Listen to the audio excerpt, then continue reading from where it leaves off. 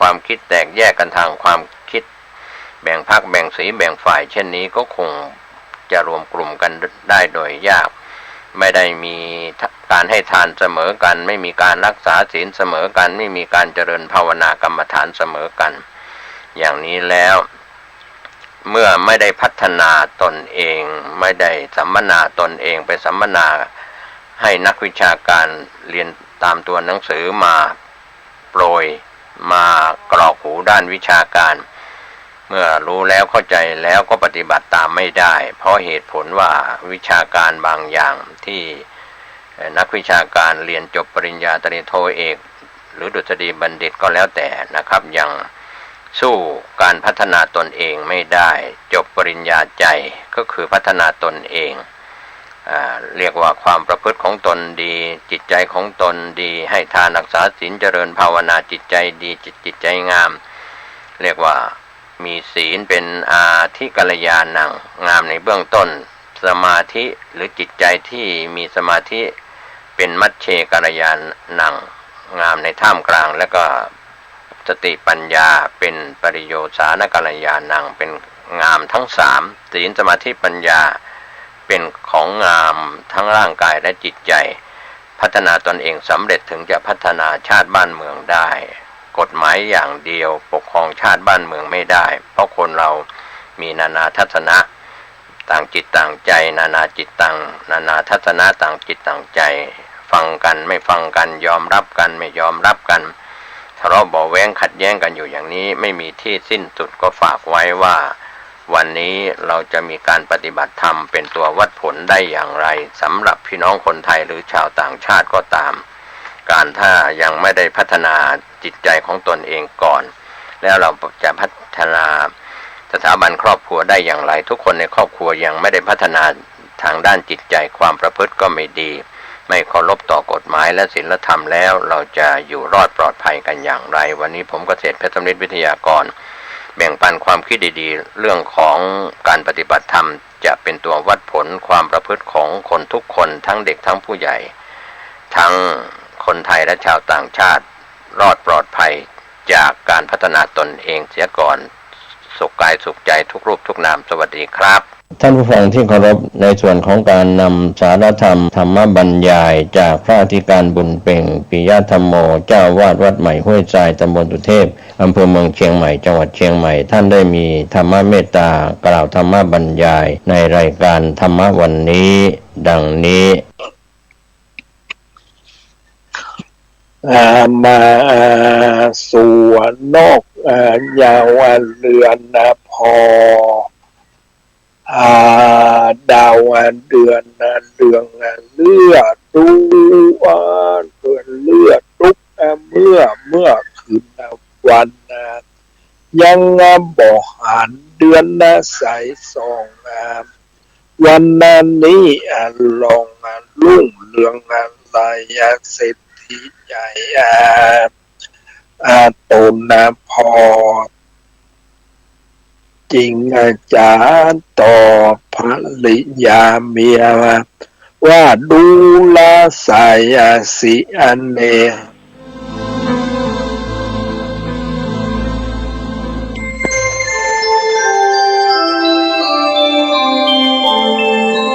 ขณะนี้ท่านกำลังฟังสถานีวิทยุกระจายเสียง FM 104.5 เมกะเฮิรตซ์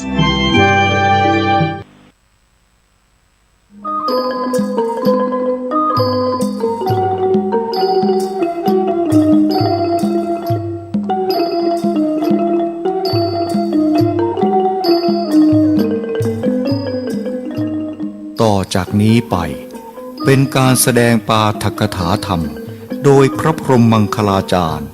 หรือหลวงพ่อปัญญานันทภิกขุแห่งวัดชลประทานรังสฤษฎ์ปากเกร็ดนนทบุรีเรื่องใช้ชีวิตให้มีค่ากับเวลาที่ผ่านไปขอเชิญท่านสาธุชนรับฟังได้ณบัดนี้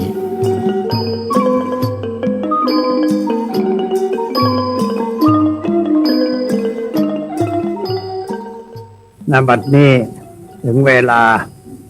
ของการฟังปาฐกถาธรรมะ อันเป็นหลักคำสอนในทางพระพุทธศาสนาแล้วขอให้ทุกท่านอยู่ในอาการสงบตั้งอกตั้งใจฟังด้วยดี เพื่อให้ได้ประโยชน์อันเกิดขึ้นจากการฟังตามสมควรแก่เวลาวันนี้เป็นวันอาทิตย์ที่20ของเดือนตุลาคมเดือนสิงหาคมเดือนหนึ่งมันไม่นานเท่าไหร่ขึ้นวันที่1แล้วประเดี๋ยวมาเอา20วันเข้าไปแล้วอีก11วันก็หมดเดือนอีกแล้วปีหนึ่งก็ไม่นาน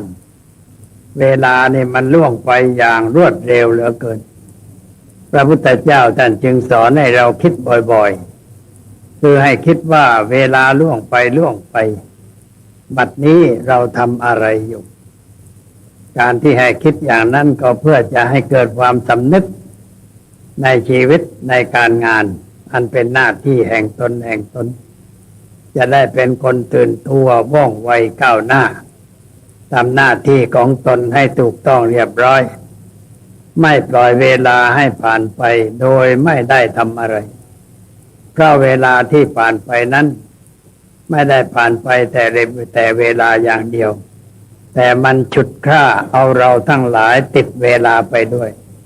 เหมือนกับน้ำที่ไหลมาจากที่สูงลงมาสู่ที่ลุ่มก็ไม่ได้มาแต่น้ำแต่พัดเอาอะไรต่างๆติดกับน้ำมาด้วยเช่นเอาดินติดน้ำมาบ้างใบไม้บ้างท่อนไม้บ้างซากสัตว์บ้างไหลมาตามกระแสน้ำออกไปสู่ปากน้ำออกสู่ทะเลฉันใด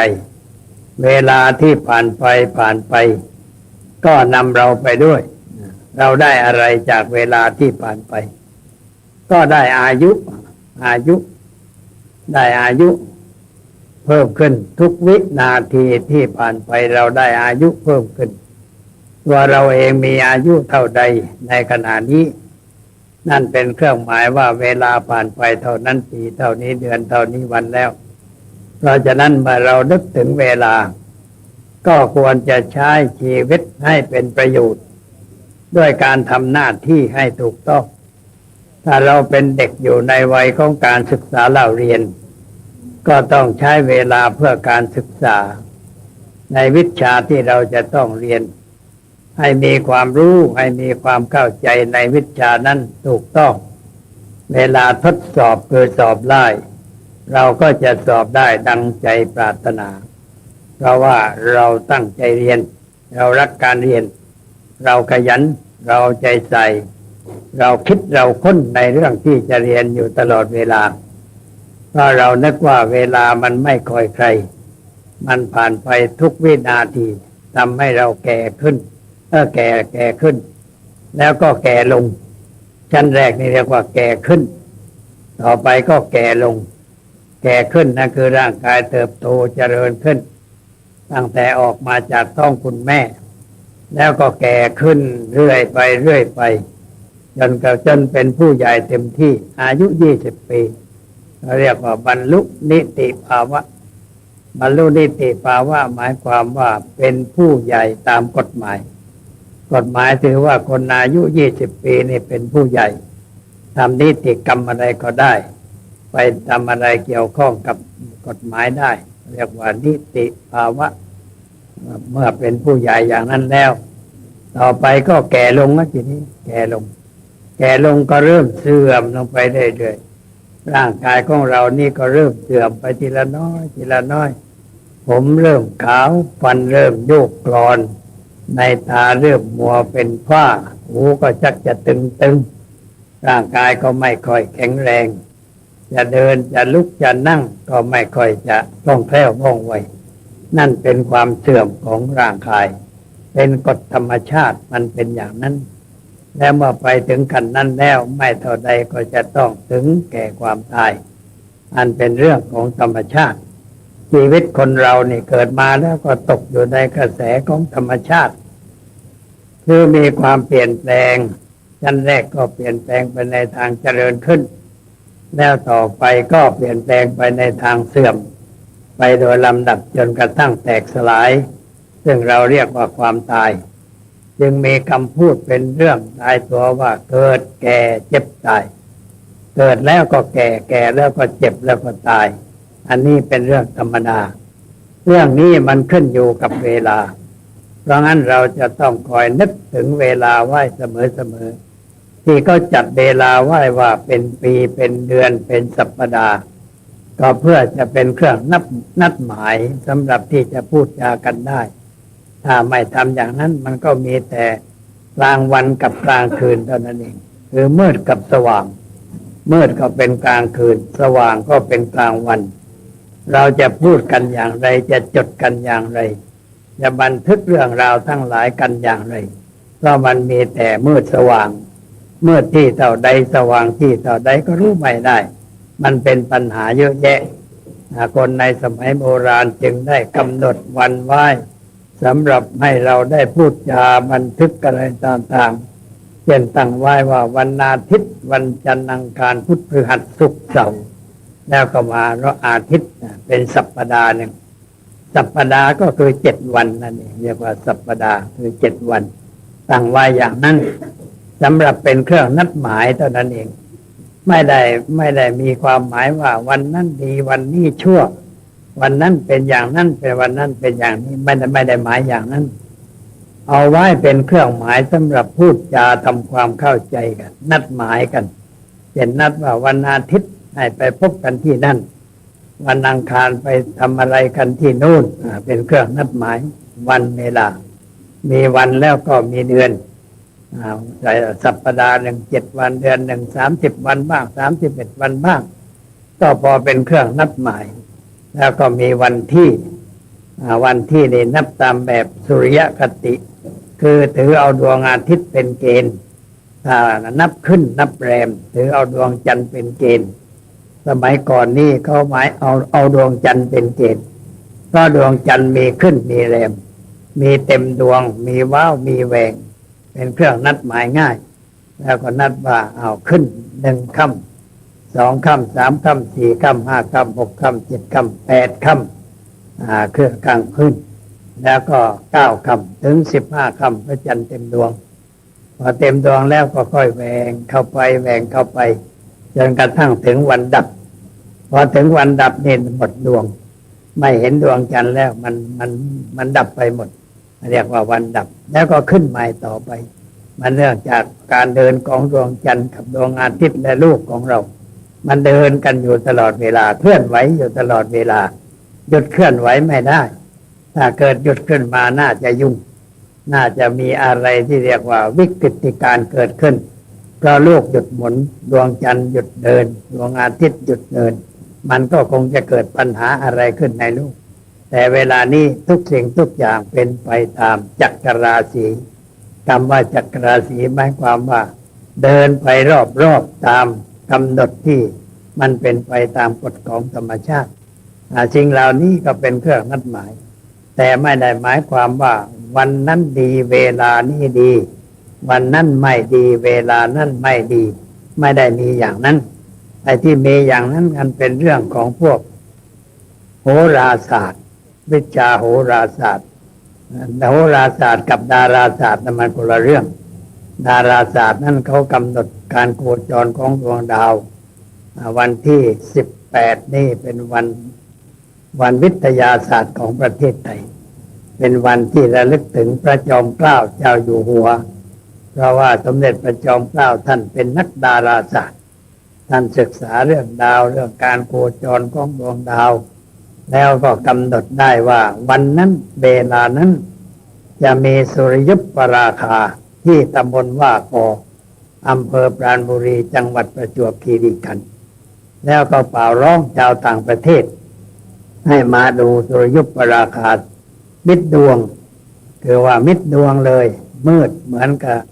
ตอนหัวค่ำกายขันลงจากร้านนึกว่าใกล้สว่างมันเปลี่ยนแปลงไปอย่างนั้นท่านเข้าใจวิชาคำนวณดวงดาวเรียบร้อยเราจึงเรียกพระองค์ว่ากษัตริย์วิทยาศาสตร์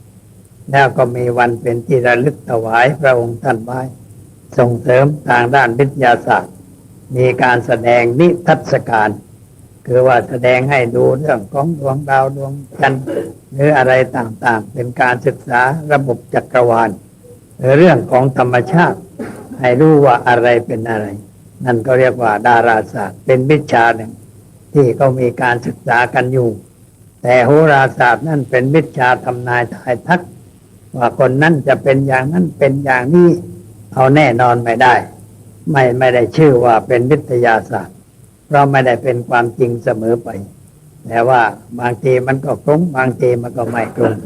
เพราะว่าชีวิตคนเราไม่ได้ขึ้นกับอย่างนั้นแต่ขึ้นอยู่กับการกระทำของเราเองอะไรที่เกิดขึ้นในชีวิตของเรามันขึ้นอยู่กับความคิดการพูดการกระทำการคบหาสมาคมการไปการมาของเราเองไม่ได้ขึ้นอยู่กับอำนาจของภายนอกไม่มีอำนาจอะไรภายนอก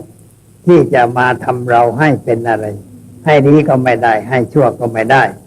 ความดีความชั่วความสุขความทุกข์ความเสื่อมความเจริญที่เกิดขึ้นในชีวิตของเรานั้นเกิดจากตัวเราเองคือเราทำให้มันเกิดขึ้นเราคิดเราพูดเราทำเราคบหาสมาคมเราไปมาในที่ต่างๆแล้วมันก็เกิดอะไรขึ้นในชีวิตของเราไม่ได้เกิดเพราะอำนาจอะไรภายนอกแม้ว่าจะมีเรื่องภายนอกเข้ามาเกี่ยวข้องแต่ไม่ใช่ตัวการใหญ่ไม่ใช่แฟกเตอร์ใหญ่ตัวการใหญ่แฟกเตอร์ใหญ่มันอยู่ที่ตัวเราเองแต่ว่าคนเรานั้นมันมีความผิดประจำตัวอยู่ประการหนึ่งคือไม่ยอมรับว่าตัวผิดไม่ยอมรับว่าตัวผิดคนที่จะกระทำอะไรไม่ถูกต้องแล้วก็ไม่ยอมรับว่าตัวผิดมีมากในบ้านเมืองของเรามีอยู่ทั่วไปคือไม่ยอมรับว่าตัวผิดการไม่ยอมรับว่าตัวผิดนั่นแหละมันคือตัวปัญหาของชีวิตเช่นเรื่องสุขเรื่องทุกข์เรื่องเสื่อมเรื่องเจริญเรื่องดีเรื่องชั่วอะไรต่างๆที่มันเกิดขึ้นเราไม่ยอมรับว่าเป็นเรื่องของเราเราก็แก้ไม่ได้เพราะไปแก้ที่ภายนอกไปแก้ที่ดวงดาวมันไปแก้ไม่ได้ไปแก้ที่วันเดือนปีเกิดมันก็แก้ไม่ได้เพราะว่าเราเกิดมาแล้วเราจะถอยเข้าไปในท้องคุณแม่แล้วก็เกิดใหม่มันก็ไม่ได้นอกจากไปทำพิธีบ้าบวมเช่นว่าช่างที่มาเที่ยวเดินอยู่ในกรุงเทพนี่เขาให้คนที่มีความเชื่อปัญญาอ่อนไปลอดใต้ท้องช้างลอดใต้ท้องช้าง3 รอบ 3 ครั้งครั้งละ20 บาทเสียเงินนะไม่ใช่ลอดเฉยๆเสียเงินในควานช้างเอาไปซื้อยาให้ช้างกินทีละ20 บาทลอดไปลอดมาถือว่าเกิดใหม่มีชีวิตใหม่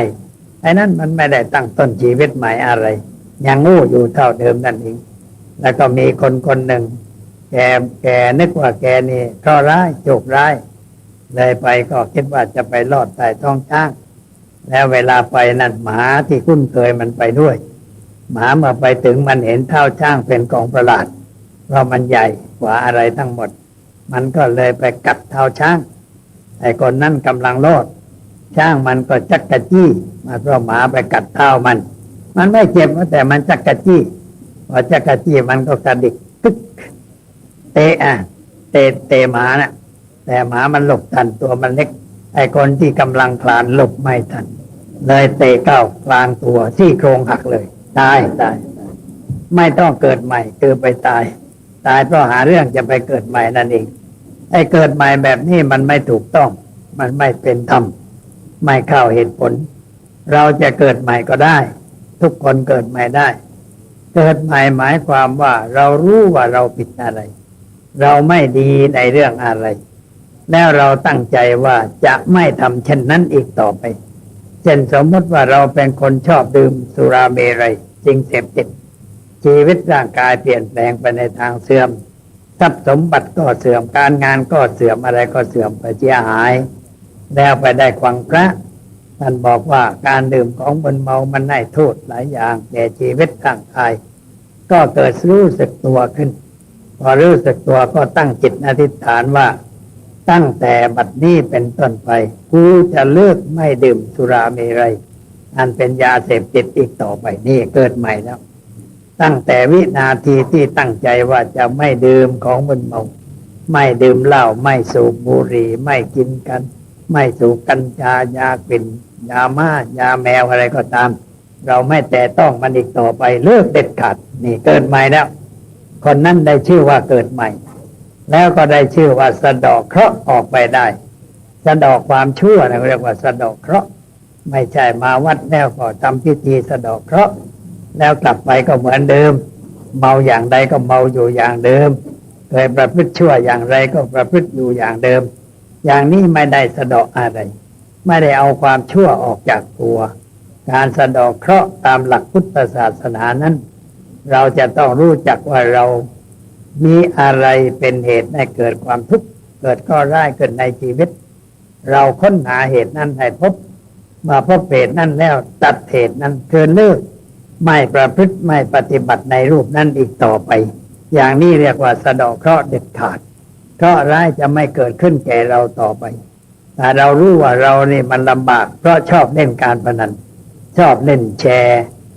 เล่นเบอร์เล่นอะไรการพนันเล่นบ่อยๆทรัพย์สมบัติก็ค่อยหมดไปสิ้นไปเพราะนักการพนันนั้นเมื่อชนะฮึกเหิมใจแหมดวงดีวันนี้ชนะพรุ่งนี้ต้องไปเอาอีกแล้วก็เกิดแพ้พอแพ้ขึ้นมาก็เสียใจเสียดายทรัพย์ที่เสียไปต้องแก้ตัวไม่ได้มันต้องแก้ตัวแก้ตัวก็ต้องไปเล่นอีกไม่มีเงินก็ไปยืมก็มาเพื่อเอาไปแก้ตัวไปแก้ตัวก็แก้ไม่ออกมันถูกมัดหนักเข้าไปคือแพ้หนักเข้าไปอีกเกิดปัญหาเกิดความทุกข์เกิดความเดือดร้อนอย่างนี้ทรัพย์สมบัติก็หมดไปสิ้นไปแล้วก็ไม่มีใครเชื่อเครดิตคนที่เป็นนักการพนันนี่หมดเครดิตเพราะสัญญากับใครไว้ก็ไม่ได้ทำสัญญาเช่นสัญญาว่าจะให้ทรัพย์วันนั้นแต่มันไม่ได้ให้เพราะไปแพ้การพนันหมดไม่รู้จะเอาอะไรไปให้เครดิตที่เคยมีก็หมดไปสิ้นไปพูดอะไรเพื่อนก็ไม่เชื่อไม่ฟังผลที่สุดก็ตั้งตัวไม่ได้การพนันนี่จึงเรียกว่าเป็นผีร้ายที่ทำลายชาติทำลายบ้านเมืองให้เสียหายประเทศใดชาติใดก็ตามถ้ารัฐส่งเสริมให้มีการพนันไม่ว่าประเภทใดก็เรียกว่าเปิดประตูแห่งความเสื่อมความเสียให้เกิดขึ้นแก่คนในชาตินั้นคนในชาตินั้นจะล่มจมกันไปตามจำนวนที่ได้ไปเล่นนั่นเองเช่นว่าเปิดสนามม้าคนก็ถูกม้าเตะซี่โครงหักกันไปตามกันเปิดบ่อนการพนันไม่ว่าประเภทใดคนก็ไปหลงไหลมัวเมาอยู่ในบ่อนนั้นทำให้เกิดความเสียหายเป็นเรื่องที่ไม่ควรส่งเสริมแต่ควรจะลดให้มันน้อยลงไปจนกระทั่งว่าเลิกเด็ดขาดไม่มีต่อไปเลิกสนามม้าเด็ดขาดไม่มีม้าแข่งต่อไปเลิกบ่อนเด็ดขาดไม่มีบ่อนต่อไปบ่อนมีอยู่ตรงไหนบริเวณไหนตำรวจต้องกวดจับเต็มที่ไอ้ความจริงตำรวจรู้ทั้งนั้นว่าบ่อนอยู่ถนนไหนเป็นของใครรู้ทั้งนั้นแต่ว่าไม่จับไม่กุมที่ไม่จับกุมนั่นก็เพราะว่าเจ้าของบ่อนเขาช่วยเหลืออยู่ได้เอาเงินไปให้ทุกเดือนเป็นสม่ำเสมอให้ทุกเดือนเอาซองไปแจกทุกเดือน ตำรวจเราก็ดีเป็นคนมีความกตัญญูกตเวทีต่อเจ้าของบ่อนต่อเจ้าของซ่องเลยไม่ไปจับไปกุมเพราะว่ามันมีบุญคุณต่อกันเลยไม่จับแต่ว่าจับทีไรก็อยู่ใกล้โรงพักทุกทีวันก่อนก็ไปจับที่บ้านโป่งมันก็อยู่ใกล้โรงพักนั่นเองไม่ใช่อยู่ไกลไม่ได้อยู่ในป่าลึกไม่ได้อยู่ที่เข้าไปมาลำบากมันก็อยู่แล้วเข้าไปจับก็จับได้เยอะแยะผู้หญิงที่เขาหลอกมาถูกจับได้เอาไปให้พ่อให้แม่มีจำนวนมากมายตำรวจไม่รู้ว่ามันมีอยู่ตรงนั้นนะลองไปถามสถานีตำรวจบ้านโป่งดูนะรู้อยู่เต็มอกทั้งนั้นแหละแต่ว่าเขาเอื้อเฟื้อเผื่อแผ่เป็นคนหนักแน่นในความกตัญญูกตเวทีต่อเจ้าของบ่อนเลยไม่ทำอันตรายแต่มันมีคนไปแจ้งความว่าลูกสาวของตนหายแล้วมาอยู่ในบ่อนนี้ในช่องนี้ก็ต้องไปจับนะเพราะว่าคนมาแจ้งความนี่ไม่จับไม่คนแจ้งความมันโวยวายขึ้นนะเดี๋ยวก็ยุ่งกันใหญ่ก็เลยไปจับแต่ว่าไม่ได้ลูกสาวเพราะเขาส่งไปไว้ที่ช่องอื่นเสียแล้วต้องไปกวดช่องอื่นต่อไปรู้กันทั้งนั้นไม่ว่าเมืองไหนบ้านไหนรู้กันทั้งนั้นในกรุงเทพเนี่ยก็รู้กันทั้งนั้นว่าของใครอยู่ที่บางซื่อของอยู่ที่ ถนนไหนเขารู้กันทั้งนั้นมีทะเบียนเรียบร้อยจอดไว้ในกระเป๋าพอถึงเดือนเขาก็เอาสวยมาส่งให้เรียบร้อย ไม่บิดไม่พลิ้วเลยนะเรียกว่าซื่อตรงต่อกันดี ก็เป็นผู้ประพฤติธรรมอยู่เหมือนกัน แต่มันเป็นไปเพื่อความเสื่อมไม่ได้เป็นไปเพื่อความเจริญกตัญญูเพื่อความเสื่อมมันก็ใช้ไม่ได้ เรามันต้องกตัญญูต่อสิ่งถูกต้องแต่ถ้าสิ่งไม่ถูกต้องจะไปอ้างว่ามีคุณบุญคุณต่อกันมันก็ไม่ถูกคนทำผิดกฎหมายมันก็ต้องจัดการไปตามเรื่องไม่ลำเอียงไม่ถือกับว่าเป็นญาติเป็นมิตรเป็นอะไรกันถือธรรมะคือกฎหมายเป็นหลักใครทำผิดกฎหมายก็ต้องลงโทษเอาไปขึ้นโรงขึ้นศาลก็ไปตามเรื่องจึงจะเป็นการใช้ได้นี่มันเป็นอย่างนั้นสิ่งทั้งหลายมันขึ้นอยู่กับการกระทำของคนไม่ใช่ขึ้นอยู่กับอะไรไม่ใช่ขึ้นอยู่กับดวงดาวนี่พวกเรามานี่เป็นนักศึกษามากันฟังวันนี้มากหน่อยมานั่งกันเต็มนักศึกษานี่ต้องเข้าใจหลักนี้ไว้ให้รู้หลักอันถูกต้องของพุทธศาสนาไว้อย่าไปเชื่อไสยศาสตร์อย่าไปเชื่อสิ่งเลวไหลว่าสิ่งนั้นจะช่วยเราได้มันช่วยไม่ได้เวลาใกล้สอบไล่เราจะไปไหว้เสาหลักเมืองไปไหว้พระภูมิเจ้าที่เขาตั้งไว้ในมหาวิทยาลัยไม่มีหวังสอบได้ถ้าเราขี้เกียจไม่ดูหนังสือไม่อ่านหนังสือมันสอบไม่ได้คนที่จะสอบได้ต้องประพฤติธรรม4 ประการคือ1ฉันทะรักการเรียนวิริยะเพียรในเรื่องการเรียนจิตตาต้องเอาใจใส่ศึกษาค้นคว้าคอยนึกอยู่เสมอว่าฉันเป็นนักศึกษาหน้าที่ของฉันคือศึกษาเล่าเรียนฉันไม่มีหน้าที่ไปเที่ยวไปสนุกไปเพลิดเพลินถ้าจะไปก็ไปได้แต่ต้องจำกัดตัวเองได้บังคับตัวเองได้ว่าไปเท่านั้นชั่วโมงต้องกลับหรือวันหยุดเราจะไปเที่ยวบ้างก็ได้แต่ว่าไม่เที่ยวจนหลืงไปจนเพลินไปมันก็เสียหายแล้วก็จะเอามาคิดมาค้นเพื่อทำความเข้าใจถ้าเราทำอย่างนี้เราก็จะสอบได้คะแนนดีคนสอบได้คะแนนดีไปทำงานมันก็ดีขึ้นเพราะคนเขาต้องการคนมีความรู้มีความสามารถมีความประพฤติดีเรามีคุณสมบัติคือมีความรู้มีความสามารถแล้วก็มีความประพฤติดีนายจ้างต้องการเราก็เข้าไปทำงานได้อันนี้การทำงานจะก้าวหน้าหรือไม่ก้าวก็ขึ้นอยู่กับเราอีกถ้าเราทำงานด้วยใจรักทำงานด้วยความขยันทำงานด้วยความเอาใจใส่ทำงานด้วยการใช้สติปัญญานายจ้างเขาเห็นว่าคนนี้เขาเป็นคนรักงานขยันเอาใจใส่คิดค้นเพื่อทำงานให้ดีให้เจริญเขาก็อยากเอาไว้ในสำนักงานต่อไปแต่ถ้าคนไหนไม่รักงานไม่ขยันไม่เอาใจใส่ขี้เกียจประพฤติเหลวไหลเขาก็อยากให้ออกไปจากสำนักงานวันหนึ่งหลายครั้งหลายหนแต่ยังหาช่องเขี่ยไม่ได้เท่านั้นเองพอได้ช่องมาคุณไปได้แล้วก็ไม่มีงานทำแล้วเราจะไปโทษว่าแม้เรามันดวงไม่ดีไปทำงานได้นิดหน่อยเขาไล่ออกแล้วมันไม่ใช่ดวงไม่ดีหนูทั้งหลายจำไว้มันเพราะเราทำไม่ดีเราทำไม่ดีมันถึงเสียหายแต่ถ้าเราทำดีมันก็ไม่เสียหายคนเขาก็ต้องการเราช่วยเราให้ได้ทำงานต่อไปอะไรมันขึ้นอยู่กับตัวเราเองอันนี้สำคัญพระพุทธศาสนาสอนให้เรารู้จักช่วยตัวเองรู้จักพึ่งตัวเองการช่วยตัวเองการพึ่งตัวเองนั้นต้องเอาพระธรรมคำสอนมาเป็นหลักในการช่วยตัวเองในการพึ่งตัวเองเพราะธรรมนั่นเป็นสิ่งถูกต้องเป็นสิ่งอำนวยประโยชน์ความสุขให้แก่เราถ้าเราเอาธรรมะมาใช้แต่ถ้าเราไม่เอาธรรมะมาใช้ธรรมะก็ไม่ได้ช่วยเราไม่ได้รักษาเราเป็นเสมือนหนึ่งถูกตัดหางปล่อยที่คนโบราณก็พูดว่าตัดหางปล่อยวัดสัตว์ตัวใดที่เขาไม่เลี้ยงเขามาปล่อยวัดเพราะงั้นในวัดนี่หมาจึงเยอะแยะเป็นหมาขี้เรื่อนทั้งนั้น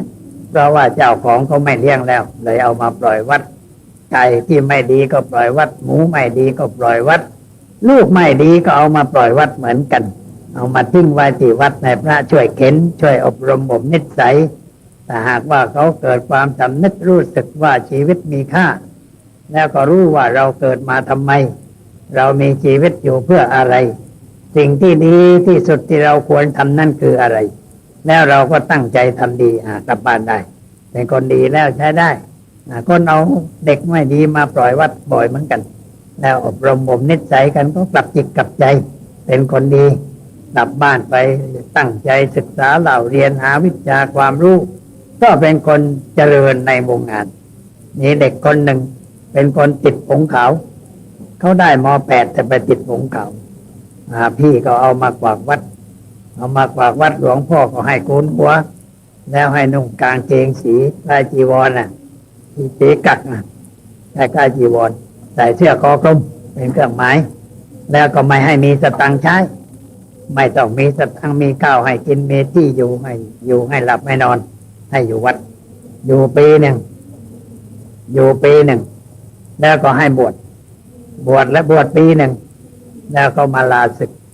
ถามว่าเธอจะศึกไปทำไมผมจะไปเรียนมหาวิทยาลัยรามคำแหงเรียนกฎหมายจะไปเรียนกฎหมายมาเอาได้แต่เธอต้องอยู่วัดเป็นนักศึกษารามคำแหงแต่ต้องอยู่วัดเขาก็ไปเรียนไม่เหลวไหลตั้งใจเรียนแล้วก็หน้าเขามารับเอาไปอยู่บ้านเขาเรียน3 ปีครึ่งสำเร็จวิชานิติศาสตร์แล้วก็ไปเรียนต่อเนติบัณฑิตได้วิเนติบัณฑิตเดี๋ยวนี้เป็นนิติกรอยู่ธนาคารไทยพาณิชย์ไม่ดื่มเหล้าไม่สูบบุหรี่ไม่เหลวไหลเป็นคนดีคนหนึ่งในสังคมที่เหลวไหลของกรุงเทพนี่เขาเรียกว่าเขาเกิดใหม่เด็กคนนี้มาเกิดใหม่มีชีวิตใหม่ได้พบธรรมะได้อยู่กับพระตลอดไปเดี๋ยวนี้เขาก็สบายเพราะไม่มีสิ่งชั่วร้ายอยู่ในใจของเขาต่อไปเราที่เป็นเด็กหนุ่มเด็กสาวเนี่ยระวังหน่อยหนูนะระวังเพราะอะไรเพราะว่าเมืองกรุงเทพนี่มันอันตรายเขาจึงร้องเพลงว่าอย่าไปเลยบางกอกเพราะว่ามาบางกอกแล้วมันจะเสียผู้เสียคนนะเพลงอย่าไปเลยบางกอกนั่นแหละนะก็แต่งเพลงมาเตือนใจเพราะว่าที่บางกอกมันมีความสนุกมากไอ้สิ่งสนุกยั่วยวนใจนี่ดึงเราไปเป็นทาสมันดึงเราไปเป็นทาสนะไม่ได้ให้เป็นไทยนี่หมายความว่ามีใจอิสระอยู่เหนือความชั่วไม่สามารถจะดึงใจเราให้ลงไปเป็นทาสอะไรได้เราเอาตัวรอดเพราะเราเป็นไทยแต่ถ้าเราพ่ายแพ้ต่อสิ่งยั่วยุพ่ายแพ้ต่อรูปเสียงกลิ่นรสสัมผัสที่น่าเพลิดเพลินเจริญใจเราก็ไหลไปกับสิ่งนั้นไม่ได้เราไม่ได้เรียนสนุกเพลิดเพลินไปขอสตังค์พ่อแม่แต่ว่าอยู่ต่างจังหวัดพ่อแม่ก็ส่งมานึกว่าลูกมาเรียนหนังสือส่งมาหลังด้วยประการต่างๆเอาเงินมาให้ลูกเรียนไม่สำเร็จเพราะไปเที่ยวจะมากกว่าแล้วเวลากลับบ้านไม่กลับคนเดียวกลับ3 คนหรือว่า2 คนและแต่อีกคนหนึ่งอยู่ในท้องเอาไปด้วยเอาไปให้พ่อเลี้ยงต่อไปนั่นของพ่อรู้จักกับครอบครัวนี้เลยถามว่าน้าไอ้ลูกชายที่มันไปเรียนกรุงเทพกลับแล้วเลยกลับมาแล้วจบอะไรไม่จบอะไรแต่มันมาเพิ่มเป็น3 คนตอนนี้มันไป1กลับมา3เรียกว่าได้กำไร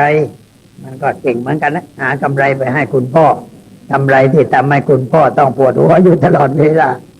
แล้วก็เป็นคนที่ไม่เอาไหนคอยแต่จะขายทรัพย์สมบัติของพ่อนี่เป็นคนดีมาวัดถือศีลฟังธรรมอยู่ได้จนถึงอายุ99 ปีเวลาตายนี่อายุ99แล้ววันที่ตายก็เป็นวันพระด้วยแกก็ไปทำหน้าที่ที่วัดตอนเช้าก็ไปวัดนำญาติโยมไหว้พระสวดมนต์แล้วก็นั่งฟังธรรมจนจบแล้วก็รับทานอาหารพอรับทานอาหารเสร็จแล้วก็บอกมันชักจะง่วงให้บอกกับคนวาสกบาสิกาว่าวันนี้ผมชักจะง่วงอยากจะกลับบ้านที่ได้กลับไปบ้านไปนอนเลยไปเลยน้อยไม่ลำบากตายง่ายดีแล้วก็ตายวันพระด้วยทรัพย์สมบัติแกก็พอกินพอใช้แต่ลูกคอยขายนี่นาอยู่แปลงหนึ่งที่สวยหลวงพ่อขออนุญาตถ้าฉันไม่อนุญาตแล้วขายไม่ได้นะก็อยู่มา2-3 ปียังไม่ได้ขายแต่ต่อมาก็ลูกมันทำหนี้ทำสินรุงรังไปหมดเลยเขียนจดหมายมาบอกว่าไอ้นาแปลงที่ท่านเจ้าคุณขอไว้นั่นทนไม่ได้แล้วเพราะลูกมันเดือดร้อน มันไปทำความเดือดร้อนไว้ให้ถ้าไม่ขายให้มันแล้วมันจะไปกันใหญ่มันจะติดคุกติดตารางแล้วสงสารมันสงสารไม่เข้าเรื่องก็เลยอนุญาตเอาขายได้ก็เลยขายพอขายนาผืนสุดท้ายก็ไม่แต่ใดก็ตายแต่ละเดือนตายมาอายุ99 ปีกว่าเกือบครบร้อยนะแล้วแข็งแรงเดินมาวัดทุกวันพระที่วัดจะทำอะไรก็ไปในตลาดไปเที่ยวบอกตามร้านขายของในจังหวัดพัทลุงเที่ยวบอกทุกร้านเขาให้ทุกร้านก็แกคนในตลาดคุ้นเคยกับแกใครตายใครแต่งงานใครขึ้นบ้านใหม่ต้องใช้แกทั้งนั้นให้ไปช่วยนิมนต์พระไปยืมข้าวยืมของจึงเป็นคนที่คนในตลาดรู้จักมักจีต้องการอะไรไปบอกเขาก็ให้ได้เป็นคนดีคนหนึ่งแต่ว่าไม่สมบูรณ์เพราะว่าลูกไม่ไหวไม่ได้ทำหน้าที่สอนลูกแล้วก็ลูกเสียคนไปไม่ได้เรื่องขายทรัพย์สมบัติพ่อหมดเลยไม่มีเหลือนี่มันเป็นอย่างนั้นเพราะว่าไม่ได้รู้จักคุณค่าของความเป็นคนไม่ได้เข้าใกล้พระเหมือนพ่อนี่ใกล้พระมากแต่ลูกมันไม่เข้าใกล้มันห่างพระนี่พวกเราที่มาอยู่กรุงเทพถ้าเป็นคนกรุงเทพเกิดกรุงเทพเติบโตกรุงเทพเอาดีไม่ได้มันก็แย่เต็มทีเพราะว่าเราอยู่ในที่เจริญอยู่ในที่เหมือนกับว่าอยู่หนูมันอยู่ใกล้ถังข้าวสารแต่มันไม่กินข้าวสารมันผอมจนตายไอ้หนูตัวนั้นมันหนูจันไรแล้วมันใช้ไม่ได้นะเพราะมันอยู่ใกล้ข้าวสารแต่มันไม่กินมันผอมตายมันใช้ไม่ได้คนโบราณก็จึงว่าหนูตกถังข้าวสารหมายความว่ามันตกลงไปในถังข้าวสารมันจะกินก็ต่ออะไรก็ได้สบายหมายความว่าคนไปมีบุญไปอยู่กับครอบครัวที่เขาร่ำรวยเช่นว่าผู้ชายไปแต่งงานกับลูกสาวคนรวยนี่ก็ไอ้น่ะมันตกถังข้าวสารไปแล้วหรือผู้หญิงไปได้ผัวร่ำรวยก็เรียกว่ามันตกถังข้าวสารถ้ามันรู้จักทำข้าวสารให้มีประโยชน์มันก็เจริญแต่ถ้ามันเอาข้าวสารไปขายทุกวันมันก็ชิบหายอีกเหมือนกันเอาตัวไม่รอดนี่มันเป็นอย่างนั้นชีวิตมันเป็นอย่างนั้นตอนนี้เรามันต้องคิดบ่อยๆถามตัวเองบ้างตื่นขึ้นแต่เช้าก่อนจะทำอะไรนั่งสงบจิตสงบใจไหว้พระสวดมนต์ซะหน่อยนึกถึงพระพุทธเจ้าพระธรรมพระสงฆ์นึกถึงคุณพ่อคุณแม่ที่เกิดเรามาเลี้ยงเรามาลำบากเหลือเกินคุณพ่อคุณแม่นี่ลำบากเหลือเกินที่จะให้ลูกเจริญก้าวหน้าทำงานอาเบื่อต่างน้ำนะถ้าเป็นคนในชนบทเป็นคนชาวนาทำงานอาเบื่อต่างน้ำเพื่อส่งลูกให้มาเรียนหนังสือกรุงเทพมีอะไรก็ขายมีหัวขายหัวมีควายขายควายเพื่อให้ลูกได้มาเรียนหนังสือช่วยเหลือลูกด้วยประการต่างๆแต่ลูกมันไม่คิดไม่ได้มาคิดไม่ได้มันก็เที่ยวเตะพอมาถึงกรุงเทพมันกรุงเทพสนุกมันก็เที่ยวเตะเพลิดเพลินสนุกสนานไปกับความเจริญแผนใหม่ของกรุงเทพเสียคนไปเลยไม่ได้เรื่องไม่ได้เราเรียนไม่ได้เรื่องอย่างนี้เสียหายอันนี้เราเกิดอยู่กรุงเทพถ้าไม่มีความก้าวหน้าในการศึกษาเราเรียนก็ไม่ได้เรื่องใกล้เกลือกินด่างเขาพูดว่าใกล้เกลือกินด่างมีเกลือแต่ไม่กินเกลือแต่ไปกินด่างเนี่ยมันตายนะด่างเนี่ยมันเป็นของเป็นพิษใครกินเข้าไปมันก็ลำไส้บาดลำไส้ตายทั้งนั้นแต่เกลือกินด่างมันไม่ได้มันต้องกินเกลือถึงจะเป็นประโยชน์เราอยู่ในที่เจริญก็ต้องทำตนให้เจริญต้องดูคนอื่นเขาบ้างดูคนอื่นเขาว่าเขาทำอะไรเขาดำเนินชีวิตอย่างไรทำไมเขาจึงเจริญก้าวหน้าแล้วเราควรจะทำอย่างไรเอาอย่างเขาตื่นเช้านั่งคิดพิจารณาถามตัวเองไปถามที่กระจกเงาดีจะได้เห็นหน้าของตัวด้วยไปยืนที่หน้ากระจกแต่งผมแต่งหน้าแต่งไม่ว่าอะไรแต่งให้พอไปได้แล้วเราถามตัวเองว่านี่แกแต่งไปแต่งมานี่แกรู้ไหมว่าแกเกิดมาทำไมรู้ไหมว่าเกิดมาทำไมแกมีชีวิตอยู่เพื่ออะไรไอ้สิ่งดีที่สุดที่แกควรทำในโลกนี้ถ้าได้ทำสิ่งนั้นแล้วหรือยังได้ทำสิ่งที่ดีที่สุดแล้วหรือยังถามหาคำตอบให้ถูกต้อง ถ้าเราถามตัวเองแล้วตอบถูกต้องตอบไล่ได้สอบไล่ได้หมายความว่าชีวิตเจริญก้าวหน้าตอบไล่ได้แต่ถ้าเราตอบไม่ถูกตกเลยพลิกท้องเลยตกเลยเพราะอะไร ตอบว่าเรามันเกิดมาเพื่อกินเกิดมาเพื่อเล่นเกิดมาเพื่อสนุกไปวันหนึ่งวันหนึ่งแล้วเกิดมาเพื่อขอสตังค์คุณแม่ไปเที่ยวไปเล่นไปสนุกตกอะถ้าตอบอย่างนั้นแล้วก็ตกผิดความหมายเราเรียกว่ามีความคิดผิดมีความคิดผิดชีวิตตกต่ำไปไม่รอดเสียผู้เสียคนให้เกิดในครอบครัวที่มีสตังค์ก็เอาตัวไม่รอดเพราะคิดผิดคิดว่าเกิดมาเพื่อกินเพื่อเล่นเพื่อความสนุกสนานเฮฮาไปวันหนึ่งวันหนึ่งแล้วก็ไม่ได้มีเป้าหมายที่ถูกต้องไม่ได้ตั้งใจหาวิชาความรู้ใส่ตัวเดี๋ยวไหลชีวิตก็ไร้ค่าไร้ความหมายอย่างนี้สอบตกไม่ได้เรื่องอะไรเสียหายเราอย่าเป็นคนสอบตกแต่ต้องเป็นคนที่ต้องสอบได้คะแนนดีด้วยมาคะแนนดีก็ต้องบอกตัวเองว่าฉันเกิดมาเพื่อทำหน้าที่เกิดมาเพื่อทำหน้าที่การทำหน้าที่นั่นแหละก็เรียกว่าประพฤติธรรมที่พระท่านสอนว่าประพฤติธรรมประพฤติธรรมเนี่ยก็หมายความว่ารู้จักหน้าที่แล้วทำหน้าที่ของตัวให้ถูกต้องเราต้องทำหน้าที่ลูกที่ดีของพ่อแม่ลูกที่ดีของพ่อแม่คือลูกที่เชื่อฟังพ่อแม่ไม่ทำอะไรให้พ่อแม่เดือดร้อนใจเพราะถ้าหากว่าเราทำอะไรให้พ่อแม่เดือดร้อนใจเนี่ยเราเป็นลูกอกตัญญูไม่รู้คุณพ่อแม่ทำให้พ่อแม่เป็นทุกข์มันเป็นไม่ถูกต้องเราควรจะทำอะไรให้พ่อแม่สบายใจในฐานะที่เราเป็นเด็กอยู่ในวัยของการศึกษาเราเรียนพ่อแม่สบายใจว่าลูกเรียนหนังสือก้าวหน้าลูกมีความประพฤติดีประพฤติชอบไม่เหลวไหลไม่คบเพื่อนชั่วไม่สูบบุหรี่ไม่ไปเที่ยวอยู่ตามซุปเปอร์มาร์เก็ตในซุปเปอร์มาร์เก็ตนักศึกษาเดินเยอะแล้วหลวงพ่อไปบางคราวเห็นนักเรียนมาซื้ออะไรกันมากจริงๆไม่ได้ซื้ออะไรเดินเฮไปเฮมาเฮไปเฮมาก็ต้องมันหิวพอต้องหิวก็เข้าร้านขายเครื่องดื่มสั่งมาดื่มกันกินกันไปไม่เรียนหนังสือพอถึงเวลาโรงเรียนเลิกก็กลับบ้านคุณแม่ก็นึกว่าไอ้หนูอีหนูของแม่มันไปโรงเรียนแต่ความจริงมันไปเรียนที่ซุปเปอร์มาร์เก็ตนี่มันเริ่มเสียคนแล้วนะแต่ไปอย่างนั้นนะเรียกว่าไม่รู้จักหน้าที่แล้วไม่ทำหน้าที่ของตนให้ถูกต้องโตขึ้นจะกินอะไรโตขึ้นจะทำงานอะไรจะอยู่อย่างไรแต่เราถามตัวเองกูมัวแต่เดินอยู่นี่มันจะแก่เปล่านะมันจะตายเปล่านะชีวิตมันจะไม่มีค่าไม่มีราคานะแต่กูเดินอยู่อย่างนี้นึกได้ก็อย่าไปเดินไปโรงเรียนดีกว่าขยันเรียนเอาใจใส่เรียนให้ทันเพื่อนให้มีความรู้สมชั้นถึงเวลาสอบก็ต้องสอบได้ด้วยลำแข้งของตัวเองไม่ใช่ไปให้เพื่อนช่วยช่วยหลอกให้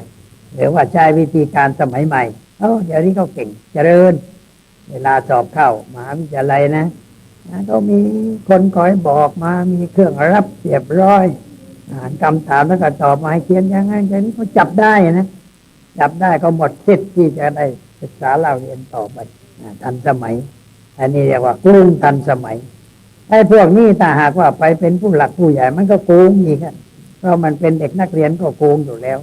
เข้ามหาวิทยาลัยก็โกงแล้วมันไปทำงานก็โกงต่อไปนิสัยเสียไม่ได้เรื่องไม่เป็นคนเจริญก้าวหน้าในชีวิตในการงานเสียหายทางการเขาก็พยายามจับจนได้นั่นแหละเขาจับได้ก็ถูกลงโทษกันไปมีทุกปีพวกวิธีการนี้เรียนอ่อนแล้วก็ไปขอให้คนอื่นช่วยมีนักเรียนบางคนไปเที่ยวฝากไอ้คนที่ชอบฝากเด็กเข้าเรียนเนี่ยเป็นคนทำลายประเทศชาติเหมือนกันโดยเฉพาะนักการเมืองนี่ชอบฝากลูกหัวคะแนนไอ้ลูกหัวคะแนนนี่มันก็ไม่เอาทานไม่สนใจการเรียนนึกว่าพ่อมันเก่งเลยให้พ่อฝากไม่ได้เรื่องไอ้เด็กฝากนี่ไม่ได้เรื่องมันไม่ได้เรียนดีอะไรเรียนไปก็มันตกของมันนี่มันหล่นไปมันเน่าของมันนี่มันไปไม่รอดเพราะมันไม่รู้จักช่วยตัวเองไม่รู้จักพึ่งตัวเองแต่ว่าผู้แทนราษฎรหรือเป็นรัฐมนตรีที่ชอบส่งบัตรไปกว่าคนนั้นคนนี้ส่งเสริมความเหลวไหลของประเทศชาติทั้งนั้นส่งเสริมให้เด็กเสียผู้เสียคนเป็นคนใช่ไม่ได้มาพบนักการเมืองเคยถามคุณฝากเด็กกี่ละเท่าไหร่แล้วเด็กที่คุณฝากแล้วมันได้กี่คนการกระทำอย่างนั้นมันช่วยชาติไหมช่วยประเทศไหม ไม่ได้ช่วยชาติช่วยประเทศแต่ช่วยตัวเองเพราะไอ้พ่อเด็กคนนั้นมันเป็นหัวคะแนนมันช่วยหาคะแนนให้ช่วยเอาเงินไปแจกกันชื่อเสียงชื่อเกียรติกันได้มาไม่ได้เรื่องไอ้คนพวกนี้ไม่ได้เรื่องทำให้ประเทศชาติเสื่อมเสียหายไม่สมควรกันทำเช่นนั้นไม่ควรฝากเด็กมาจากปากใต้มาพักที่วัดนี้แล้วก็มาขอให้หลวงพ่อช่วยฝากพวกมาสอบเนี่ยเข้ากรมชนโรงเรียนชนประทานเนี่ยมาบอกให้หลวงพ่อช่วยฝากยังไงฝากให้เขาได้ช่วยผมบอกไม่ได้เธอทำอย่างฉันทำอย่างนั้นไม่ได้เหมือนกับทำลายเธอต้องช่วยตัวเองพึ่งตัวเองเธอต้องเรียนไปสอบถ้าสอบได้เธอได้ข้าวมันภูมิใจแต่ถ้าได้ข้าวเพราะว่าฉันกวากเธอก็ไม่ได้ภูมิใจแก่ตัวเองเท่าไหร่ฉันไม่กวากฉันสงสารเธอฉันไม่กวากเพราะฉันกวากแล้วจะทำให้เธอเสียงเธอต้องเรียนมาเรียนปวดวิชาอ่านหนังสือที่เขาจะสอบไม่ได้บางคนมันก็สอบได้นะเก่งนะแต่บางคนสอบไม่ได้แล้วมันมาบอกว่าผมสอบไม่ได้สอบไม่ได้ก็กลับบ้านไปทำงานอะไรที่บ้านต่อไปอย่ามาเที่ยวทะเลทลายอยู่กรุงเทพไปกลับบ้านช่วยมาอย่างนั้นเราไม่ช่วยให้มันอดเองการช่วยคนเนี่ยต้องช่วยให้เขายืนด้วยตัวเขาได้ถ้าช่วยแล้วเราต้องพยุงอยู่ตลอดเวลาจนไม่ต้องทำอะไรมัวแต่พยุงไอ้คนปัญญาอ่อนคนนั้นอยู่แล้วมันจะก้าวหน้าได้ยังไงมันเป็นงี้พ่อแม่ก็เหมือนกันต้องช่วยลูกให้รู้จักช่วยตัวเองสอนลูกให้รู้จักช่วยตัวเองอย่าสอนให้อ่อนแอให้ไม่รู้จักพึ่งตัวเองต้องบอกให้เขาเข้าใจว่าลูกต้องขยันเรียนต้องเอาใจใส่ต้องช่วยตัวเองพ่อมันอยู่วัดกินข้าวก้นบาทเรียนหนังสือเก่งพอว่ามาได้ทำงานทำการจนได้เป็นผู้ว่าราชการจังหวัดลูกไม่เก่งถ้ามันเป็นลูกชายผู้ว่าเป็นลูกชายปลัดเป็นลูกชายนายอำเภอมันเรียนหนังสือไม่เก่งบอกว่าเธอเนี่ยมันใช้ไม่ได้บอกกับพ่อเธอไม่เอาระบบพ่อเขาไม่ระบบเธอมาใช้เธอคิดผิดคิดว่าเรานี่ลำบากมาชั้นลูกอย่าให้มันลำบากเลยให้มันสบายหน่อยนั่นแหละตัวเสียหายไอ้พ่อที่คิดว่าจะให้ลูกไม่ลำบากก็คือตัวเสียหายเพราะความลำบากมันสร้างคนนะพวกหนูจำไว้ไอ้ความลำบากมันสร้างคนไอ้ความสบายนี่มันทำลายคนทั้งนั้นให้เราอ่านชีวิตมาพัฒนารัฐบุรุษนะคนเก่งๆของลูกล้วนแต่เป็นคนลำบากทั้งนั้นที่เก่งนะลำบากทั้งนั้นถ้าไม่ลำบากไม่เก่งคนเกิดมาสบายไม่เก่งเท่าใดไม่มีชื่อเสียงแต่คนที่เกิดมาลำบากเขาต่อสู้กับชีวิตเขาสู้จนพ้นความลำบากตั้งเนื้อตั้งตัวได้เป็นคนสำคัญของลูกประธานาธิบดีลินคอล์นของอเมริกาเป็นประธานาธิบดีคนเดียวที่ยากจนไม่ได้เข้ามหาวิทยาลัยเรียนหนังสือเอาเองเรียนกฎหมายเพราะว่าได้ไปเห็นหนังสือกฎหมายที่คนขายของเก่าก็ซื้อมาเหมือนบ้านเราเจ๊ขายขวดเดี๋ยวหาตะกร้า2 ใบมีขวดมาขายแล้วก็ว่าตัวแกเนี่ยเอาขวดมาขายความจริงคนอื่นเอาขวดมาขายแกแต่แกพูดภาษาไทยว่ามีขวดมาขายเดี๋ยวจะทำยังไงนะแล้วก็ต่อไปมันเก่งนะคนในเดี๋ยวร่องขวดมาขายนะกลายเป็นเท่าแก่ขวดไปเท่าแก่ขวดบริษัทเบียร์ต้องไปซื้อขวดก็แกบริษัทเป๊ปซี่บริษัทโคลาต้องไปซื้อขวดกับคนที่มีขวดมาขายแกเป็นเท่าแก่ใหญ่นะเวลาเย็นๆออกมาเปิดเสื้อยืดพัดลมเป่าพุงอยู่เท่าแก่ลูกเท่าแก่นั่งในห้องแอร์ทำงานเขาบอกให้เท่าแก่มานั่งอยู่ที่โต๊ะตัวเก่าๆลูกมันนั่งที่สบายไอ้นั่นมันลูกเท่าแก่ไอ้ฉันมันลูกคนจนแกก็พูดเป็นปริศนาว่าฉันเนี่ยมันลูกคนจนแต่ว่าไอ้นั่นมันลูกเท่าแก่มันสบายเป็นงั้นลูกคนจนน่ะมักเกิดมาจนเนี่ยไม่ต้องกลัวพวกหนูแต่สมมติว่าลำบากก็อย่ากลัวทำดีแล้วก็จะมีคนช่วยแต่ถ้าเราท้อแท้อ่อนแอไม่รู้จักช่วยตัวเองใครจะมาช่วยเราต้องช่วยตัวเองต้องพึ่งตัวเองลินคอล์นแกจนแกเห็นหนังสือที่เขาซื้อมาเก่ากฎหมายของอเมริกาแกเลยซื้อเล่มนักเรียนไม่ได้มากของเก่ากระดาษแดงเอามานั่งนอนอ่านมาดังๆอ่านแล้วก็ไปสอบได้นะ สอบกฎหมายได้ว่าความไปว่าความอยู่ที่เมืองสปริงฟิลด์เมืองหลวงของรัฐอิลลินอยส์แล้วต่อมาก็สมัครเป็นกวเนอร์เป็นเจ้าเมืองแข่งกับลูกเศรษฐีนะไอ้ลูกเศรษฐีตัวเตี้ยลินคอล์นตัวสูงลินคอล์นพูดเก่งคนเลือกลินคอล์นต่อมาก็สมัครเป็นประธานาธิบดีของพรรคได้เป็นประธานาธิบดีเป็นประธานาธิบดีที่ทำงานอย่างเก่งเลิกทาสเลยเลิกทาสในอเมริกาออกกฎหมายเลิกทาสมีเกียรติตายแล้วก็สร้างรูปใหญ่นั่งอยู่ที่กรุงวอชิงตันเขาเรียกว่าลินคอล์นเทมเพิลในเมืองสปริงฟิลด์มีสุสานสูงเหมือนอนุสาวรีย์ประชาธิปไตยที่โน่นตรงหน้าโรงด้านถนนโรงพยาบาลผู้หญิงสมัยก่อนนะสร้างมาจนไปดูทุกวันคนพาลูกไปก็อุ้มลูกไปลูกจมูกลินคอล์นจมูกลินคอล์นแววตอนเด็กลูกทุกวันนั่งสูงหน่อยอุ้มลูกไปเอาลูกเด็กก็ลูกทุกวันจมูกแววเลยน่าคนเก่งมาจากความลำบากนะพระพุทธเจ้าของเราถ้าอยู่ในวังเป็นเจ้าชายเป็นเจ้าเป็นไม่มีชื่อพอตายแล้วก็หมดชื่อไม่มีชื่อมาจนบัดนี้แต่ว่าที่มีชื่อเพราะอะไรทิ้งวังไปอยู่ในป่านอนกลางดินกลางสายนุ่งผ้าเก่าๆขาดกินอาหารจากการบิณฑบาตจากคนยากคนจนแต่ว่ามุมานะศึกษาค้นคว้าธรรมะจนสำเร็จเป็นพระพุทธเจ้าทำอยู่ตั้ง6 ปีนะไม่ใช่เล็กน้อยนะศาสดาอื่นเนี่ยไม่ได้ขนขวายมากนะสอนสอนธรรมดาไม่อยากเห็นอะไรแต่พระพุทธเจ้าท่านคิดค้นมากเพราะคนอินเดียเจริญด้วยความคิดในสมัยนั้นเจริญกว่ายุโรปนะพวกยุโรปยังเที่ยวลากขอบแทงสัตว์กินกันอยู่แต่อินเดียเจริญนะมีคุณธรรมสูงนะเราก็ไปค้นคว้าได้เป็นพระพุทธเจ้าได้เป็นพระพุทธเจ้าเพราะความลำบากไม่ใช่เพราะความสบายถ้านั่งอยู่ในปราสาทในวังไม่มีชื่ออะไรตายแล้วก็หมดชื่อไม่ปรากฏอยู่ในประวัติศาสตร์ลูก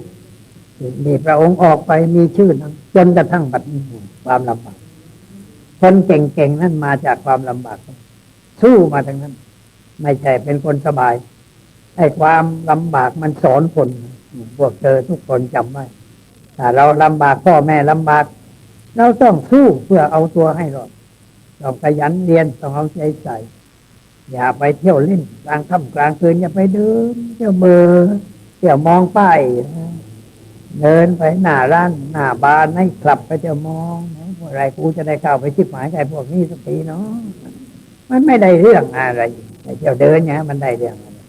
ไม่ใช่หน้าที่มันต้องอยู่กับหนังสือตำรับตำราค้นคว้าเพื่อนนี่สำคัญนะพวกเธอจำแม่นเพื่อนนี่สำคัญอย่าคบเพื่อนเดี๋ยวไหนเพื่อนที่จะจูงเราไปเสพสิ่งเสพติดมันเมาเชิญเราไปบ่อนการพนันชวนเราไปหาลูกเอดชวนเราให้ใช้สตังค์เปลืองชวนเราให้เกียรติชาติในพวกนี้อย่าเข้าใกล้เป็นอันขาดเพื่อนประเภทนั้นรังเกียจเหมือนรังเกียจกิ้งตือใต้เดือนเพราะมันจะทำให้เราเสียคนเราต้องคบคนที่เก่งกว่าเราพระพุทธเจ้าบอกว่าถ้าไม่ได้เพื่อนที่ดีกว่าเราอยู่คนเดียวไปคนเดียวแต่ถ้าได้เพื่อนที่ดีก็คบกันไว้นานๆเพื่อนดีมีปกติสอนเราเตือนเราให้รู้จักผิดชอบชั่วดีแต่เพื่อนเล่นเพื่อนสนุกเพื่อนประจบมันก็ชวนเราไปเที่ยววันนี้ไปเที่ยวไหนไปเที่ยวโน่นเที่ยวนี่เที่ยวสนุกกันไปเดอะมอลล์ไหมไปโรบินสันไหมไปฟิวเจอร์พาร์คไหมเพื่ออย่างนั้นมันไม่ได้เรื่องชวนเราให้เหลวไหลให้ไปเดินจนแก่เปล่าตายเปล่าไม่ได้เรื่องอะไรฟังแล้วก็จำไว้บ้างลูกเอ้ยอนาคตของชาติมันอยู่ในมือของพวกเธอนะเวลานี้เด็กอายุ18เขาให้เลือกผู้แทนได้แล้วเลือกได้แล้วแต่ก็ยังไม่ไว้ใจเด็ก18ไม่ได้เด็กแต่ก็ให้เลือกได้ก็ดีนะเรามันต้องเคารพตัวเองต้องเคารพตัวเองต้องไม่ทำตัวเองให้ตกต่ำจึงจะใช้ได้นะอันนี้เป็นข้อเตือนใจของหลวงพ่อไปเอาเทปเอาอัดเทปไว้เอาไปฟังอีกเอาไปแจกเพื่อนมันกันเลยนี่ของฝันเนี่ยมันเกิดทุกวันเอาไปให้ด้วยมันได้ยินได้ฟังเสียมั่งจะได้รู้สึกตัว จะได้เกิดใหม่กันจะบ้างเอาละวันนี้พูดมาก็สมควรแก่เวลาขอยุติไว้แต่เพียงเท่านี้ตอนนี้ไปก็นั่งสงบใจนั่งสงบใจในพวกเราที่เป็นนักศึกษาอาจจะไม่ควรนั่งตัวตรงหลับตาไม่ให้มันพุ่งซ่านแล้วก็กำหนดลมหายใจเข้าหายใจเข้ากำหนดรู้นึกตามลมไปหายใจออกกำหนดรู้นึกตามลมเวลาออกให้สติมาอยู่ที่ลมเข้าลมออกอย่าให้ไปไหนแต่มันต้องไปมันเคยมันวิ่งไปแล้วตอนกลับมาอยู่ตรงนี้คุมไว้ให้อยู่กับลมเข้าลมออกแบบนี้ทำได้ทุกเวลาทำในห้องเรียนก็ได้เมื่อเขาพักหรือทำในรถโดยสารก็ได้นั่งรถโดยสารแล้วก็นั่งกำหนดลมหายใจไปแต่ไม่นั่นก็เอาหนังสือมานั่งอ่านไปไม่ให้มันเสียเวลาหนังสือหนังหาไปทำเรื่องวันไหนไม่สบายใจก็ทำกำหนดลมหายใจหายใจเข้ายาวๆออกยาวๆคอยกำหนดแล้วจิตใจจะดีขึ้นวิธีง่ายๆทำให้เกิดประโยชน์ได้ตอนนี้ไปก็ขอเชิญญาติโยมนั่งสงบใจเป็นเวลา5 นาทีสัพเพสัตตาอะเวราอัพยาปัชชาอะนีคาสุขีอัตตานังปริหะรันตุสัตว์ทั้งหลายที่เป็นเพื่อนทุกข์เกิดแก่เจ็บตายด้วยกันทั้งหมดทั้งสิ้นจงเป็นสุขเป็นสุขเถิดอย่าได้มีเวรแก่กันและกันเลยจงเป็นสุขเป็นสุขเถิดอย่าได้เบียดเบียนซึ่งกันและกันเลยจงเป็นสุขเป็นสุขเถิดอย่าได้ทุกข์กายทุกข์ใจเลยจงมีความสุขกายสุขใจรักษาตนให้พ้นจากทุกภัยทั้งสิ้นเถิด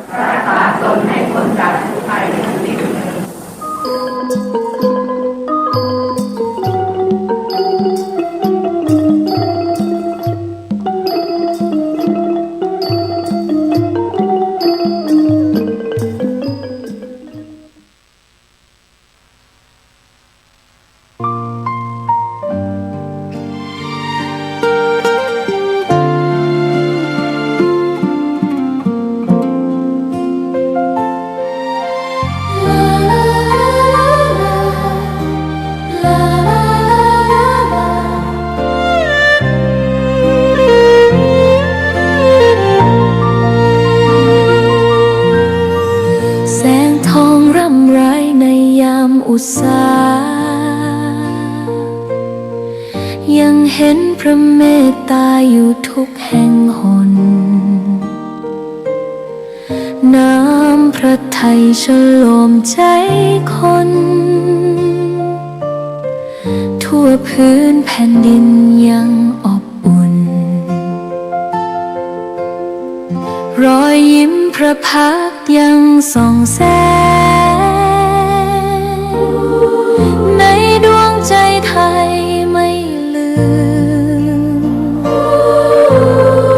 เสียงสายลมแผ่วเบาเหมือนเอ่ยคำปลอบว่าพระองค์ยังอยู่ใกล้ขอกราบแทบบาทด้วยรักนิรันดร์น้ำตาหลั่งพลันจากใจคนไทยแม้เสด็จสู่ฟ้าไกลแต่พระหฤทัยอยู่ในแผ่นดินนี้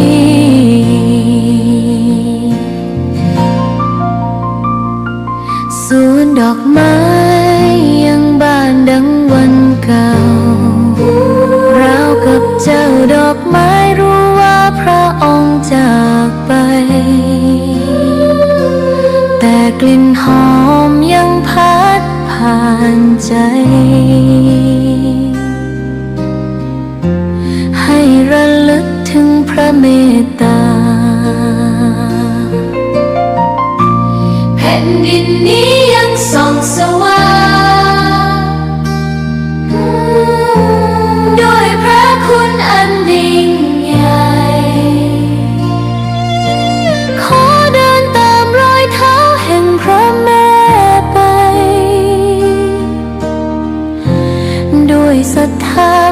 สื่อมคลายขอกราบแทบบาทด้วยรักนิรันดร์น้ำตาหลั่งพลันจากใจคนไทย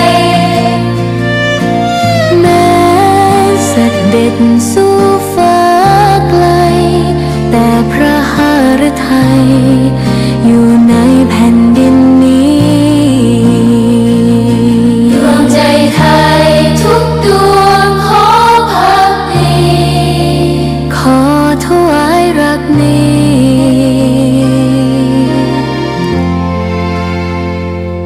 นิรันดร์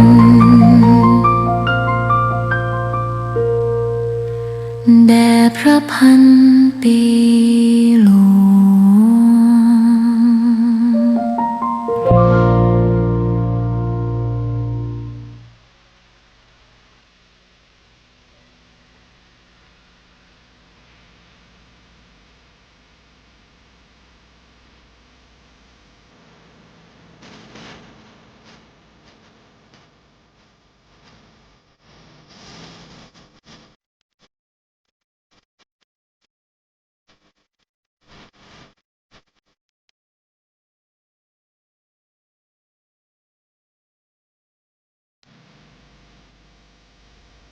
งานเผยแผ่เป็นหัวใจสำคัญของพระพุทธศาสนา พระพุทธเจ้าอุบัติขึ้นมาบนเป้าหมายแห่งการเผยแผ่ความดี นำความดีไปแทรกไว้ในจุดที่มีความดีไม่มาก ค่อยๆเจือจางจนกระทั่งความไม่ดีนั้นหายไป เหลือแต่ความดี หรือมีดีมากกว่าไม่ดี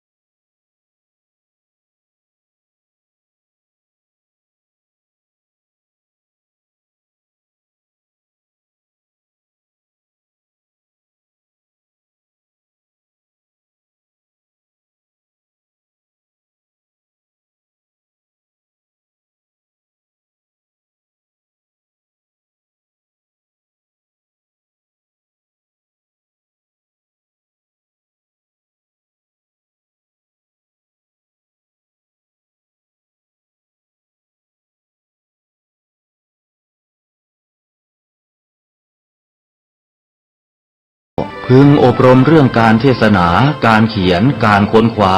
ซึ่งอาจจะเป็นเรื่องเฉพาะตัว แต่ก็สามารถฝึกขึ้นมาได้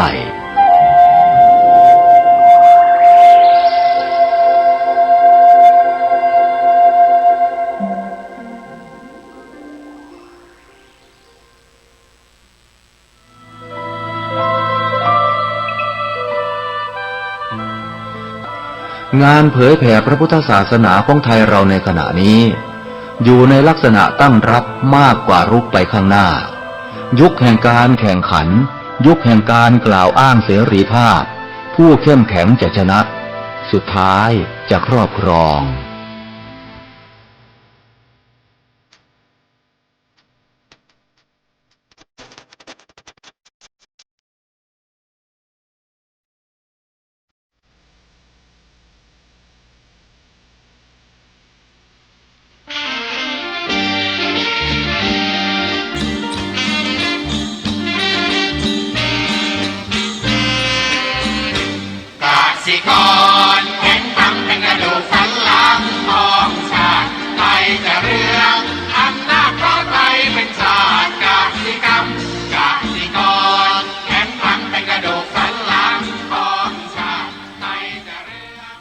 รายการต่อจากนี้ไปขอเชิญท่านผู้ฟังทุกท่านเข้าสู่รายการดีมีคุณค่าน่าติดตามรายการเกษตรเพื่อชีวิตดำเนินรายการโดยกลุ่มรักเกษตรประสานงานโดยนายพิชัยคงพิทักษ์คณะเกษตรมหาวิทยาลัยเชียงใหม่หมายเลขโทรศัพท์053944030ขอเชิญทุกท่านติดตามรับฟังได้ณบัดนี้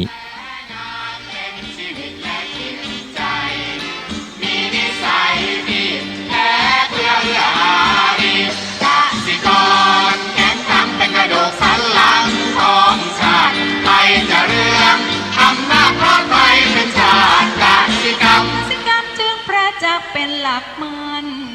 อาชีพสำคัญผู้ไทยที่ไรสีใครจะเก็บใครจะแข็งแรงทวีสวัสดีครับท่านผู้ฟังพบกับรายการเกษตรเพื่อชีวิตสำหรับวันนี้เสนอเรื่องโดดเดี่ยวจนเดียวดายก่อนเข้าสู่รายการก็มีธรรมะมาฝากท่านผู้ฟังหัวข้อจากหนังสือพจนานุกรมพุทธศาสตร์ฉบับประมวลศัพท์เรียบเรียงโดยเทพเวทีประยุทธ์ตัวมหาจุฬาลงกรณราชวิทยาลัยพิมพ์เผยแพร่ปี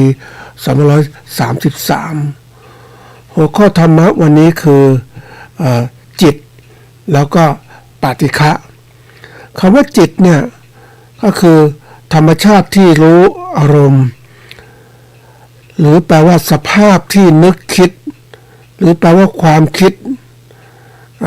หรืออีกอย่างหนึ่งคือใจนะทีนี้จิตบางคนก็บอกว่าคือพวกคิดพวกนึกนะใจคือกลางๆไม่คิดไม่นึกนะอันนี้ในภาคปฏิบัติธรรมก็มักจะพูดว่า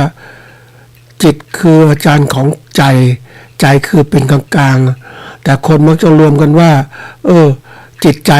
ก็แล้วแต่จะคิดอย่างนี้ทีนี้ในการปฏิบัตินะเขาก็ฝ่ายดูจิตให้จิตเพราะจิตมันรู้มันคิดรับอารมณ์มาก็คิดอยู่ในจิตต่างๆทั้งหมดทีนี้ถ้าผู้ที่มีความฉลาดในการฝึกสมาธิก็จะได้สติปัญญานะเกิดสติปัญญาแล้วอารมณ์ต่างๆที่เข้ามาก็จะทำให้อารมณ์ต่างๆเหล่านั้นเป็นกลางหรือไม่เกิดผลกระทบหรือไม่เสพอารมณ์นั้นขึ้นมามันก็หยุดลงไปอันนี้คือความเขาเรียกว่าคนที่ฝึกสมาธิก็จะมีสติปัญญารู้เท่าทันอารมณ์เกิดขึ้นนะทีนี้คนไม่เคยฝึกเนี่ยมันก็จะเกิดอะไรขึ้นก็เกิดจิตฟุ้งซ่านไปตามอารมณ์ต่างๆที่เข้ามาทางหูทางตาจมูกลิ้นกายใจของเขา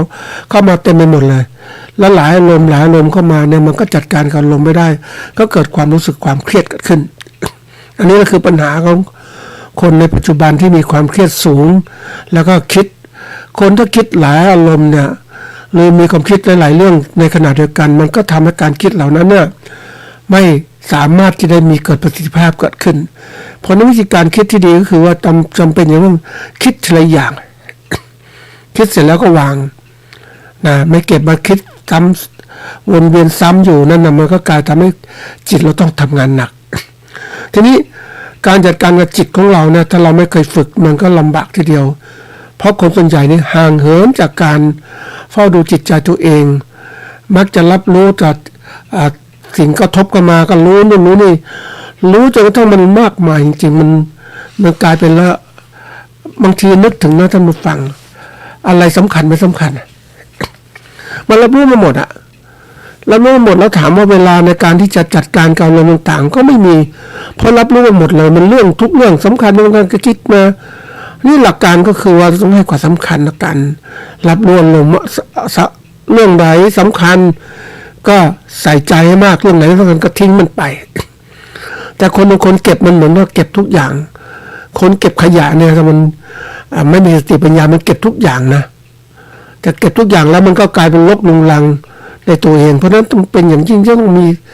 สติปัญญาจัดการกับอารมณ์เพื่อจะวางอารมณ์ที่ไม่มีคุณค่าออกไปแล้วอารมณ์ที่ดีก็ขึ้นมานั่นทีนี้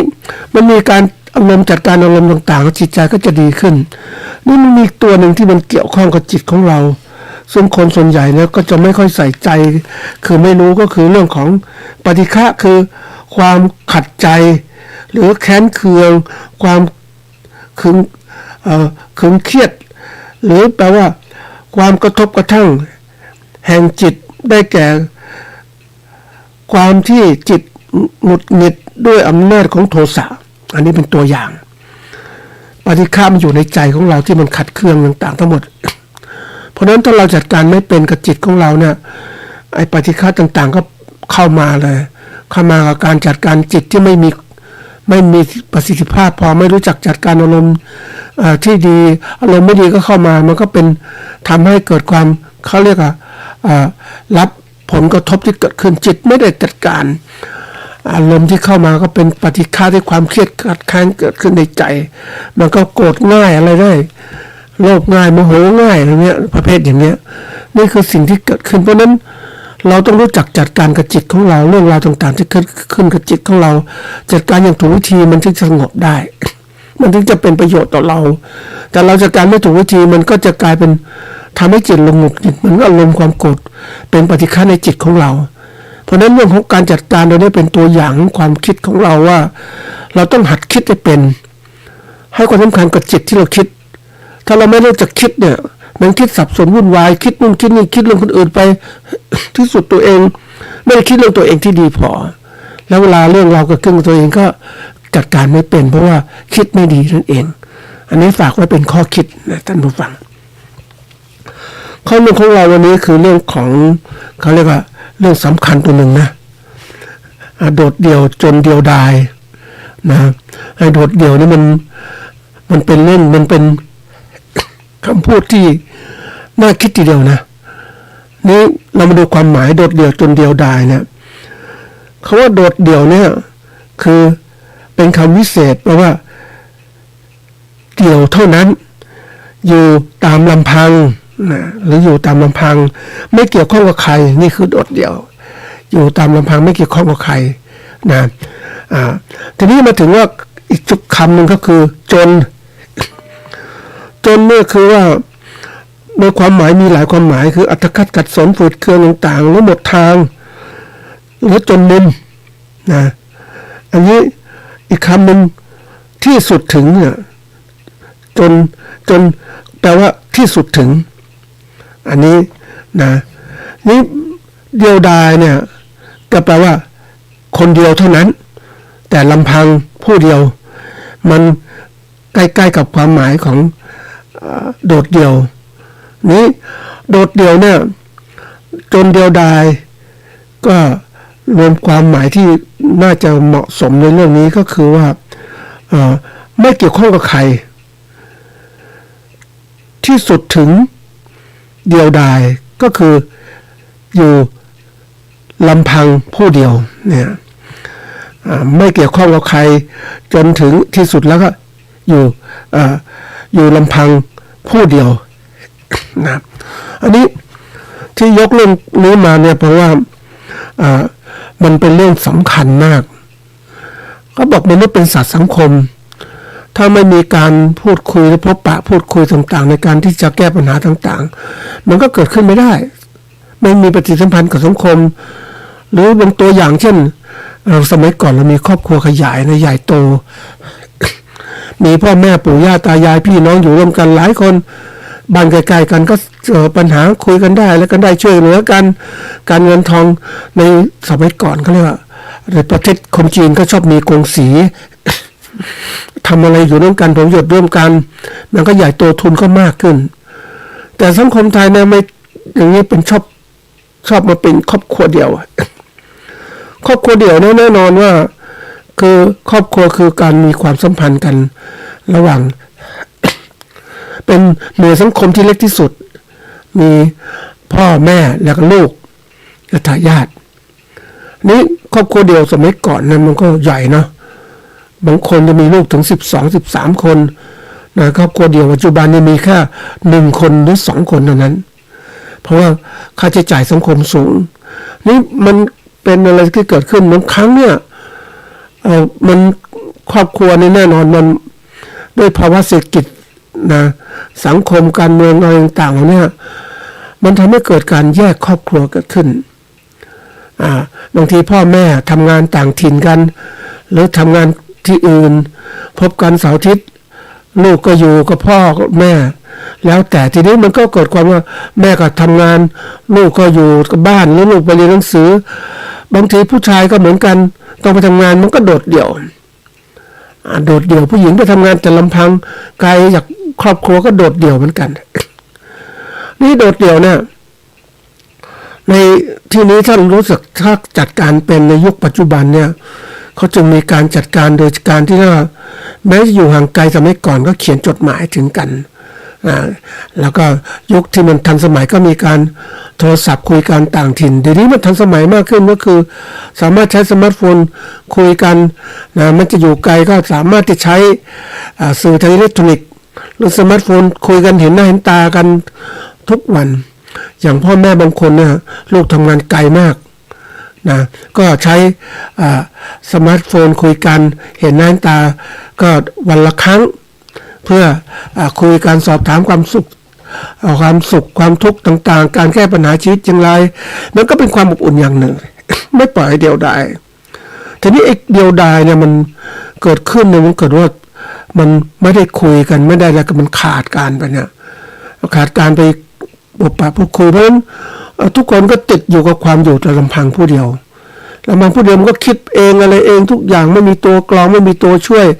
บางครั้งก็หลงผิดมันก็ทำให้คนนั้นอยู่ลำพังก็คิดว่าอยู่ลำพังได้อยู่ได้ อยู่ได้จนกระทั่งไม่จัดการชีวิตตัวเองเพราะมนุษย์เป็นสัตว์สังคมถ้าอยู่จนโดดเดี่ยวจนพวกไม่พึ่งใครแล้วอยู่คนเดียวได้ฉันอยู่ได้อันนี้เป็นปัญหาใหญ่มากเลยเกิดขึ้นเพราะความที่คนเราเนี่ยมันมีทิฏฐิมานะส่วนตัวนะท่านผู้ฟังความถือตัวทุกตนบางทีก็คิดว่าฉันถูกแล้วฉันเดินทางจนเก่งแล้วเนี่ยมาขนาดนี้แต่เชื่อไหมว่ามันไม่ถูกสมบูรณ์เพราะมันคนเราเนี่ยมันมีความรู้เฉพาะเรื่องราวมันไม่รู้ทั่วไปทั้งหมดเพราะนั้นการที่คนคิดเรื่องราวทั้งหมดที่เรารู้ทั้งหมดเรื่องใดเรื่องหนึ่งเฉพาะเนี่ยเราคิดว่าเราเก่งอ่ะแต่ความจริงมันโลกนี้มันเป็นศาสตร์วิทยาการก็คือต้องใช้วิทยาการต่างๆมากมายมาช่วยกันไม่ใช่ว่าฉันก็เก่งแล้วฉันเลยแล้วไม่พึ่งใครอยู่คนเดียวได้ อันนี้เป็นการคิดที่ผิดเพราะที่สุดแล้วเนี่ยคุณจะแก่เท่าคุณก็ต้องอยู่มีลูกหลานญาติพี่น้องคอยดูแลแต่คุณคิดไม่ดีอ่ะคุณวางแผนชีวิตบางคนเนี่ยปัจจุบันเนี่ยไม่ว่าใครแต่ละคนก็มีความคิดว่าฉันอยู่ได้คิดมั่นใจฉันอยู่ได้แต่ความจริงมันอยู่ไม่ได้เพราะว่ามันต้องมีทำอะไรไม่ได้มันก็ต้องอาศัยคนอื่นเนี่ยเพราะความคิดที่มันฝังจิตวิญญาณได้แล้วที่สุดแล้วเนี่ยก็กลายเป็นอะไรรู้ไหมก็กลายเป็นคนที่มันไม่มีใครสนใจอ่ะเพราะว่าคนนี้ตอนนี้แข็งแรงก็ฉันอยู่ได้ฉันไม่สนใจใครไม่ช่วยเหลือคนอื่นแล้วเวลาแก่ชราขึ้นมาเนี่ยมันจะเป็นอย่างไรมันก็เกิดการทอดทิ้งเกิดขึ้นมันเดียวดายท่านผู้ฟังเดียวดายที่สุดก็ไม่มีใครสนใจเลยบางทีก็จะมองเป็นขยะสังคมอีกต่างหากพ ราะนั้นบางคนที่คิดอย่างนี้ว่าฉันไม่สึงพึ่งใครฉันเก่งฉันดีแต่ไม่ใช่มันต้องพึ่งพาสัตว์สังคมมันต้องพึ่งมันมีการเกื้อกูลช่วยเหลือกันและกันนี่อันนี้บางทีคนต้องหัดคิดให้ถูกต้องบางคนคิดผิดนะท่านผู้ฟังมันฉันก็ไม่รู้จะเป็นยังไงเดี๋ยวนี้กลายเป็นคนที่คิดกันผิดคิดกันไม่เป็นธรรมชาติของการมีชีวิตชีวิตคือความเป็นอยู่แต่เป็นอยู่ของสัตว์มนุษย์เนี่ยมันไม่เหมือนสัตว์ทั่วไปมันเป็นสัตว์สังคมถ้ามันอยู่โดดเดี่ยวมันก็เป็นเหมือนก็เหงาซึมเศร้าหงอยเหงาไม่คบหาสมาคมกับใครมันก็พูดกับคนไม่รู้เรื่องแล้วเสร็จแล้วมันก็กลายเป็นปัญหาสังคมเกิดขึ้นว่าคนพวกนี้อยู่กับสังคมไม่ได้นะทีนี้มันอยู่ในสังคมไม่ได้มันอยู่ในสังคมก็ไม่ใส่ใจมันก็กลายเป็นว่าโอ้กลายเป็นเหมือนกับว่าถูกสังคมจัดให้ดูโดดเดี่ยวนี่ทีนี้ที่ยกนี่มันเป็นเรื่องที่ว่าเอามาเปรียบเทียบของการทำธุรกิจเนี่ยที่ยกตัวอย่างโดดเดี่ยวเนี่ยเดี๋ยวเอาฝากวิชาการนิดนึงว่าเอาโดดเดี่ยวนี่หลายคนอาจจะมองว่าเฮ้ยมันเป็นอะไรที่แบบยังไม่สำคัญนะมันบางคนเห็นอย่างนั้นน่ะนะอันนี้ฝากวิชาการไว้ก่อนเป็นแง่คิดก่อนจะเข้าสู่เรื่องของเรานะอันนี้เราพูดถึงการโดดเดี่ยวเนี่ยนะความหมายของโดดเดี่ยวเนี่ยคือความรู้สึกที่เราตระหนักได้ว่ามีเราอยู่แต่คนเดียวแม้จะอยู่ในสังคมท่ามกลางผู้คนมากมายแต่กลับรู้สึกขาดความเชื่อมโยงทางความรู้สึกไม่มีความใกล้ชิดกับใครเลยซึ่งแตกต่างจากความเหงาที่เป็นการแยกตัวออกมาเองความโดดเดี่ยวจึงเกิดขึ้นจากการอยู่ในสังคมแต่ไม่มีความสัมพันธ์ที่เต็มใจอาจเกิดจากปัญหาการสื่อสารหรือความเข้าใจผิดที่ทำให้ห่างเหินจากคนอื่นอันนี้นะนี่ความสำคัญของโดดเดี่ยวเนี่ยก็คือเป็นสัญญาณเตือนถึงสุขภาพจิตที่อาจแย่ลงได้หากความโดดเดี่ยวเกิดระดับรุนแรงและเรื้อรังอาจนำไปสู่ความเหงาเรื้อรังซึมเศร้าและโรคทางจิตเวชได้ความโดดเดี่ยวยังส่งผลกระทบต่อร่างกายและจิตใจโดยเฉพาะในช่วงวัยต่างๆหากไม่ได้รับการดูแลทางอารมณ์ความรู้สึกและการปฏิสัมพันธ์กับผู้อื่นจะทำให้จิตใจไม่มั่นคงและมีความเครียดสะสมนะความเครียดสะสมมันเกิดขึ้นได้นะท่านผู้ฟังเกิดเรื่อยๆเพราะฉะนั้นการเกิดขึ้นของความโดดเดี่ยวเกิดจากหลายปัจจัยจากการขาดความเชื่อมโยงทางสังคมแล้วก็ความสัมพันธ์ที่ลึกซึ้งนะปัญหาการสื่อสารที่ทำให้เกิดความเข้าใจผิดหรือการเปลี่ยนแปลงในชีวิตที่ส่งผลให้เกิดความสัมพันธ์ลดลงเช่นเปลี่ยนงานย้ายบ้านหรือวัยช่วงเปลี่ยนผ่านนอกจากนี้ยังเกิดจากประสบการณ์การเลี้ยงดูที่ขาดคุณธรรมทางอารมณ์คุณภาพทางอารมณ์ทำให้พัฒนาความมั่นคงทางจิตใจนะต่ำมันไม่มีการพัฒนาแล้วโดดเดี่ยวเริ่มจากการที่เราเริ่มจากการรับรู้และการยอมรับความรู้สึกโดดเดี่ยวโดยไม่มีปฏิเสธเพื่อเตือนตนว่าควรเปลี่ยนแปลงหรือหาทางเสริมสร้างความสัมพันธ์กับผู้อื่นหรือเช่นการพัฒนาทักษะการสื่อสารการใกล้ชิดกับคนรอบข้างหาโอกาสเข้าถึงร่วมกิจกรรมทางสังคมหรือว่าชุมชนที่สนใจหรือถึงการดูแลสุขภาพจิตโดยอาจปรึกษาผู้เชี่ยวชาญหากความรู้สึกโดดเดี่ยวรุนแรงหรือมีอาการซึมเศร้าการมีทัศนคติที่เปิดกว้างและให้ความสำคัญกับความสัมพันธ์ที่มีคุณภาพก็จะช่วยลดความโดดเดี่ยวได้อันนี้เป็นเรื่องความโดดเดี่ยวนะท่านผู้ฟัง มันเกิดขึ้นนะถ้าเราเกิด เขาบอกโดดเดี่ยวเนี่ยมันจะมีตัวที่ตามมาก็คือความเหงาหงอยซึมเศร้าตัดขึ้นมานะมันจะเป็นความเขาเรียกความเหงาเป็นประสบการณ์ทางอารมณ์เชิงลบเกี่ยวข้องกับความรู้สึกหดหู่เครียดหรือวิตกกังวลเมื่ออยู่ลำพังคนเดียวหากใครคนใดคนหนึ่งรู้สึกว่าการอยู่คนเดียวเป็นภาวะทางลบนำไปสู่ความรู้สึกเสียใจหรือใจสลายนั่นแสดงว่าเกิดความเหงาเนี่ยนะส่งผลต่อสุขภาพจิตนะอันนี้ทำให้เกิดซึมเศร้าเกิดกังวลต่างๆทั้งหมดทีนี้ก็บอกว่าจุดสำคัญเนี่ยก็คือว่าอย่าให้เกิดความโดดเดี่ยวเกิดขึ้นมันจะเป็นความเหงาที่ลึกนะเขาบอกว่ามันจะมีความเขาเรียกผลกระทบมันจะกระทบตรงกายและจิตใจก่อนแล้วก็กายตามมานะมันก็จะความไม่ดีขึ้นนะแน่นอนทีนี้ไอ้ตัวนี้เป็นตัวหนึ่งที่บอกว่าไอ้ความรู้สึกโดดเดี่ยวความเหงาต่างๆนะมันก็เป็นตัวที่เขาเรียกว่ามันเกิดขึ้นสำหรับคนที่ไม่ฝึกทีนี้มาถามว่าเราจะแก้ความเหงาความโดดเดี่ยวและความเหงาอย่างไรก็ต้องคิดถึงในแง่ของความที่ว่า มันเป็นภัยสังคมเหมือนกันนะท่านผู้ฟังอันนี้ที่จะก่อเกิดปัญหาทางธุรกิจนะทีนี้บอกว่าเราต้องรับมือกับความโดดเดี่ยวคือขอความช่วยเหลือจากคนอื่นบ้างบางครั้งเราจะคิดว่าเราอยู่คนเดียวได้ไม่ใช่เราต้องช่วยคือมันจะทำให้เรามีปฏิสัมพันธ์สังคมบางทีความคนแต่ละคนมันชอบที่ว่าฉันดีฉันเก่งฉันอยู่ได้แต่ความจริงมันไม่ได้มันเป็นสัตว์สังคม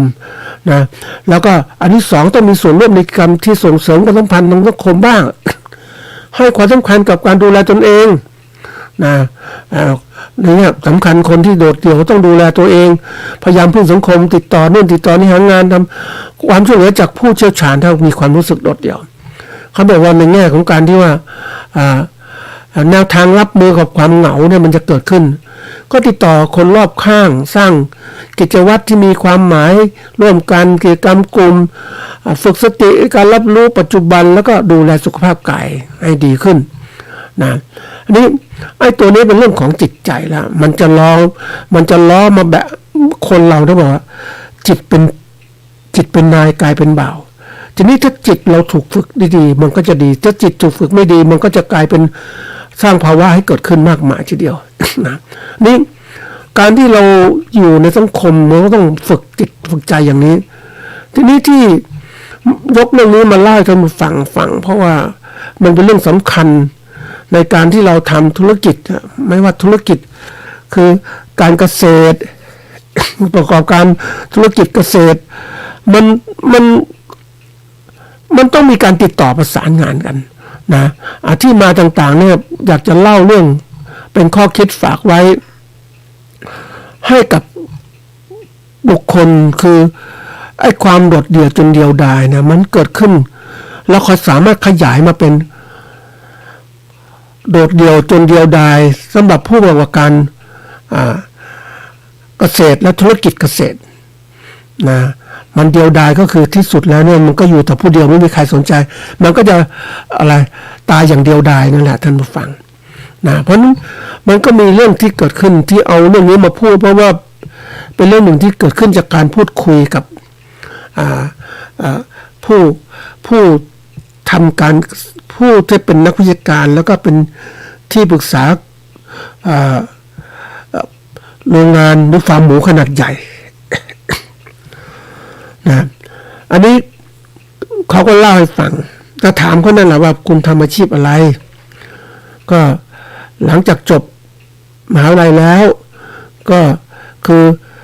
จบทางภาควิชาสัตวบาลคือเลี้ยงสัตว์นั่นแหละ ก็กลายเป็นพนักงานของบริษัทพนักงานวิชาการของบริษัทขนาดใหญ่ในการเลี้ยงหมูนี้เลี้ยงไปก็เขาก็มีโอกาสที่สัมผัสกับฟาร์มหมูมากมายทีเดียวเลยกับทั่วประเทศทางภาคเหนือทั้งหลายจังหวัดก็เดินทางไปให้คำปรึกษาดูแลในการเพิ่มประสิทธิภาพการผลิต ดูแลเลี้ยงหมูให้มันได้ผลผลิตที่มากขึ้นและต้นทุนนี้ต่ำลงดูแลรักษาโรคต่างๆมีฟาร์มหมูมันก็มีฟาร์มเขาเรียกว่าฟาร์มขนาดเล็กนะในเรื่องเครือข่ายฟาร์มใหญ่นะก็มีฟาร์มเล็กๆฟาร์มใหญ่มันก็ใหญ่นะใหญ่เขาก็จะอยู่ได้อย่างไรฟาร์มใหญ่อยู่ได้ก็ต้องทำธุรกิจให้ครบวงจรครบวงจรหมายว่าไม่ใช่ฉันอยู่แต่ผู้เดียวฉันทำแค่นี้พอแล้วไม่ใช่เขาก็ทำใหญ่โตเกิดขึ้นก็คือจำเป็นต้องมีโรงเชือดมีฝ่ายการตลาดมีฝ่ายขายต่างๆทั้งหมดเลยทั้งขายหมูเป็นหมูอะไรต่างๆเนี่ยหมูที่ฆ่าแล้วก็ขายบริษัทอยู่ได้ใหญ่โตแต่เกษตรกรรายเล็กๆที่เป็นเครือข่ายรายใหญ่เนี่ยไม่สามารถจะอยู่ได้ถ้าไม่เป็นเครือข่ายนะไม่อยู่ในเครือข่ายใหญ่อยู่ไม่ได้เลยเพราะว่าไม่สามารถทำธุรกิจครบวงจรได้อยู่ได้จะเป็นแค่เป็นเพียงแค่ฟาร์มเล็กๆในเครือข่ายขนาดใหญ่เท่านั้นก็ถามคนที่ดูแลคนที่เป็นนักวิชาการคนนี้เขาบอกว่ามันเป็นธรรมชาตินะคือคนที่ทำอะไรเล็กๆเนี่ยมันไม่ครบวงจรมันไปไม่ได้หรอกที่สุดรายใหญ่ก็ควบคุมได้หมดอันนี้คำพูดนะรายใหญ่ควบคุมได้หมดเลยเพราะอะไรก็คือจำไว้เสมอว่าถ้าขนาดเล็กต้นทุนต่อหน่วยมันสูงอันนี้เข้าใจนะท่านผู้ฟัง economic of scale ขนาดที่มีความเหมาะสมจะประหยัดขนาดเหมาะสมเลยต้นทุนต่อหน่วยการผลิตจะต่ำแต่ถ้าคุณทำเล็กๆไม่มีต้นขนาดที่พอเหมาะมันใช้ประสิทธิภาพการผลิตไม่ดีพอมันก็ไม่ต้นทุนต่อหน่วยก็สูงสิค่าใช้จ่ายก็สูงใช่ไหมมันเป็นเรื่องสำคัญที่ต้องหัดคิดเรื่องนี้ว่าเล็กๆอยู่ไม่ได้แล้วมันมีขนาดที่พอเหมาะของมันมีขนาดที่พอเหมาะเนี่ยมันต้องเหมาะอะไรเหมาะที่จะต่อสู้กับสถานการณ์ของการเปลี่ยนแปลงภายนอกได้ด้วยเราคิดของเราสมมติเราเจ้าของฟาร์มหมูเราเป็นเจ้าของฟาร์มหมูขนาดเล็กของเราเนี่ยสมมติ200 แม่300 แม่เราบอกเราอยู่ได้แล้วมันก็อยู่ได้แค่การผลิตนะท่านผู้ฟังมันอยู่ไม่ได้การตลาดไม่ได้มันก็ไม่มีกำไรใช่ไหมแล้วมีกำไรน้อยเพราะฉะนั้นการจะทำธุรกิจมันต้องมีกำไรต้องทำให้ขนาดที่พอเหมาะแล้วก็ครบคุณสามารถคุมกำไรได้หมดเลยเพราะเราทำการผลิตเราไม่สามารถจะคุมตลาดนี่ไอ้เกิดรายใหญ่ก็คือรายใหญ่มันมีตลาดมันคุมตลาดได้หมดคุมการขายคุมอะไรต่างๆก็เกิดการผูกขาดขายหมูแต่ละภาคเกิดขึ้นเนี่ยเขาจึงอยู่ได้รายใหญ่ได้ไม่กระเทือนอะไรต่างๆเขาจัดการเพราะรายใหญ่ไม่ธรรมดานะท่านผู้ฟังรายใหญ่เนี่ยเขาก็สามารถผลิตพ่อแม่พันธุ์หมูของเขามีอาหารหมูเขาผลิตเองอะไรเองแล้วก็มีโรงฆ่าเองโรงเชือดเองโรงแปรรูปโรงขายมีแผนกขายปลีกขายส่งขายหมูเป็นขายหมูแปรรูปแล้วก็ตามเขาทำได้หมดเพราะนั้นอยู่ได้ แต่ถ้ารายเล็กเนี่ยอยู่ไม่ได้เลยนะอยู่ไม่ได้เพราะต้องพึ่งเพราะตลาดมันถูกผูกขาดอยู่แล้วคุณจะสู้อะไรได้ นะคุณจะคิดว่าคุณเก่งคุณอยู่โดดเดี่ยวได้แต่ไม่ได้เดี๋ยวนี้มันเป็นเครือข่ายแล้วท่านผู้ฟังการเติบโตเป็นเครือข่ายมันทำให้เกิดความมีอำนาจในการต่อรองมากขึ้นเพราะฉะนั้นระบบเกษตรสมัยใหม่อุตสาหประกอบการอุตสาหกรรมเกษตรสมัยจะมีเกษตรกรในเครือข่ายเพราะว่าอะไรรายใหญ่ทำไม่ได้หมดมันก็ทำเฉพาะส่วนที่เขาทำได้แต่เขาต้องการหมูมากขึ้นก็เลยไม่พอเขาต้องใช้คนผลิตขยายโรงงานมากขึ้นมันก็ไม่ไหวเหมือนกันเพราะวิธีการก็คือว่าต้องกระจายความเสี่ยงในการผลิตให้กับผู้เจ้าของฟาร์มหมูเล็กๆให้อยู่ในเครือข่ายก็สามารถจะทำผลิตหมูส่งให้เขาได้แล้วเขาก็มีตลาดรองรับอันนี้เป็นการที่ว่าเกิดการพึ่งพากันในระหว่างเกษตรกรรายเล็กกับเกษตรกรอุตสาหกรรมประกอบการขนาดใหญ่มันต้องทำให้จูนได้อย่างปัจจุบันแต่นี่ว่าถ้าใครจะทำโดดเดี่ยวนั้นก็ว่าฉันทำเรื่องหมูฉันจะขายเองทำเองมันก็ยังสู้ไม่ได้เพราะอะไรรู้ไหม ต้นทุนต่อหน่วยการผลิตมันสูงอ่ะวิทยาการก็ไม่พอแล้วเพราะการที่เราจะทำแต่ผู้เดียวเราต้องเก่งจริงๆเก่งทุกเรื่องแก่ผลิตตลาดรู้เรื่องการผลิตรู้ทำยังไงให้มันครบอ่ะมันไม่สามารถจะทำคนเดียวไม่สามารถจะทำทุกอย่างมันต้องมีทีมงานที่มีผู้เชี่ยวชาญเฉพาะเรื่องที่จะมาใช้ทำงานนะเหมือนกับได้ไปดูไอ้การผลิตโคขุนเนี่ยนะโคขุนเนี่ยบางทีเขาไอ้คนผลิตโคขุนนี่มันเก่งจริงๆเนี่ยมันผลิตโคขุนจริงๆมันเอาซื้อโคที่วัยรุ่นเนี่ยเอามาเลี้ยงอาหารดีๆดูแลดีๆจัดการดีๆเพื่อมันน้ำหนักเพื่อมันเลยเนื้อดีต่างๆทั้งหมดอ่ะนะเขาเอาตัดตอนมาซื้อมาแค่นี้เขาไม่ได้รู้เรื่องวัวตั้งแต่เด็กๆหรือเลี้ยงพ่อแม่มันเขาเอาเฉพาะเรื่องที่เขาชำนาญแล้วเขาก็ขนส่งโรงงานเขาทำเฉพาะส่วนเขาก็ได้แต่ที่ถ้าคนเดียวมันทำทั้งหมดตั้งแต่เริ่มมาตั้งแต่เลี้ยงพ่อแม่โคทั้งมาผลิตโควัยรุ่นแล้วโคขุนส่งโรงงานต่างๆเราจะขายปีกขายยังไงขายไม่มีโรงเชือดไม่มีอะไรมันไม่ได้นี่คือสิ่งที่เป็นจริงในภาคเกษตรของเราต้องรู้ตรงนี้ว่าที่เล่ามานี้เพราะว่าเป็นตัวอย่างหนึ่งของการที่ว่าเกษตรกรน่ะหลายคนก็มีความรู้สึกว่าฉันอยู่ได้ฉันทำได้นะมีการที่พูดถึงเรื่องราวต่างๆในที่ผ่านมาฉันดูได้ในสมัยก่อนเนี่ยไม่ต้องพึ่งพาใครฉันเกษตรนะแบบอยู่กับพอเพียงอ่ะแล้วมันจะระบบใหม่มันอยู่ไม่ได้แล้วท่านผู้ฟังโลกมันเปลี่ยนแหละแล้วมันเปลี่ยนคุณอยู่ได้คุณอยู่อย่างยากจนอยู่ได้ลำบากอ่ะทำการผลิตสินค้าเกษตรคุณก็ไม่รวยสักทีเหมือนชาวนาไทยที่ยังลำบากอย่างนี้เพราะว่าถูกพอข้างกลางตัดตอนไปหมดแล้วเขารู้ต้นทุนผลิตเกษตรกรเท่านี้นั้นจะให้ราคาสูงไปเกษตรกรจะขายข้าวที่ไหนโรงสีเขาคิดอย่างนี้คุณต้องขายฉันน่ะถ้าคุณไปขายซื้ออื่นมันไกลอ่ะคุณจะทำไงฉันให้ราคาตัวเนี้ยพอมีกำไรได้คุณอยู่ได้ก่อนอันนี้พอเราจะมีมาต่อรองมันไม่มีท่านผู้ฟังเราเล็กคือเรื่องตัวนี้เรื่องใหญ่นะการรวมกลุ่มเกษตรกรไทยเนี่ยมันอ่อนปวกเปียกเลยสู้รายใหญ่ไม่ได้สู้พ่อค้ากลางไม่ได้เพราะเราไม่สามารถทำครบวงจรไม่มีทุนทำถึงยิ่งคือบางทีคนชอบฝากความหวังไว้กับฝากชีวิตไปกับความหวังว่าจะดีขึ้นพรุ่งนี้จะดีขึ้นหลายคนนะท่านผู้ฟังเขาทำธุรกิจแบบเนี้ยวันนี้พออยู่ได้ก่อนเดี๋ยวพรุ่งนี้จะดีขึ้นทำอย่างนี้ขึ้นถ้าคุณไปติดในความหวังคุณไม่เปลี่ยนน่ะบางทีไม่ต้องรอคอยถ้าพูดถึงตามหลักเนี่ยหาทางออกเลยแต่คนบอกมันติดตรงนี้เพราะว่าลงทุนมาแล้วจะไปไหนจะเปลี่ยนอาชีพใหม่ก็ไม่ได้ละฉันอยู่ตรงนี้ฉันต้องทำนี้ให้ดีขึ้นความหวังว่าจะดีขึ้นกับเมื่อวานเนี่ยมันหวังตรงนี้ตลอดเวลามันก็เลยไม่ไปทำอาชีพอื่นไงนะเพราะฉันก็หวังทำนาฉันก็อยู่ตรงเนี้ยนะมันก็เลยกลายเป็นอยู่อย่างนี้แบกรับภาระต่างๆความเสี่ยงต่างๆที่เกิดขึ้นความคุ้มค่าในการประกอบการเกษตรก็ไม่คุ้มค่ากำไรอย่างน้อยบางทีมันขาดทุนอ่ะใครจะเดียวแลใครจะสนใจอันนี้เรื่องใหญ่นะท่านผู้ฟังการเกษตรของเราเนี่ยเกษตรกรเองเราไม่ค่อยเก่งในตรงนี้ก็เริ่มกลายว่าเป็นเหยื่อรายใหญ่นะมันไปไม่ได้เพราะอุตสาหกรรมเกษตรของเราเนี่ยมันมีผู้ผลิตที่เป็นเกษตรกรอะไรเล็กแยกเยอะแยะไปหมดเลย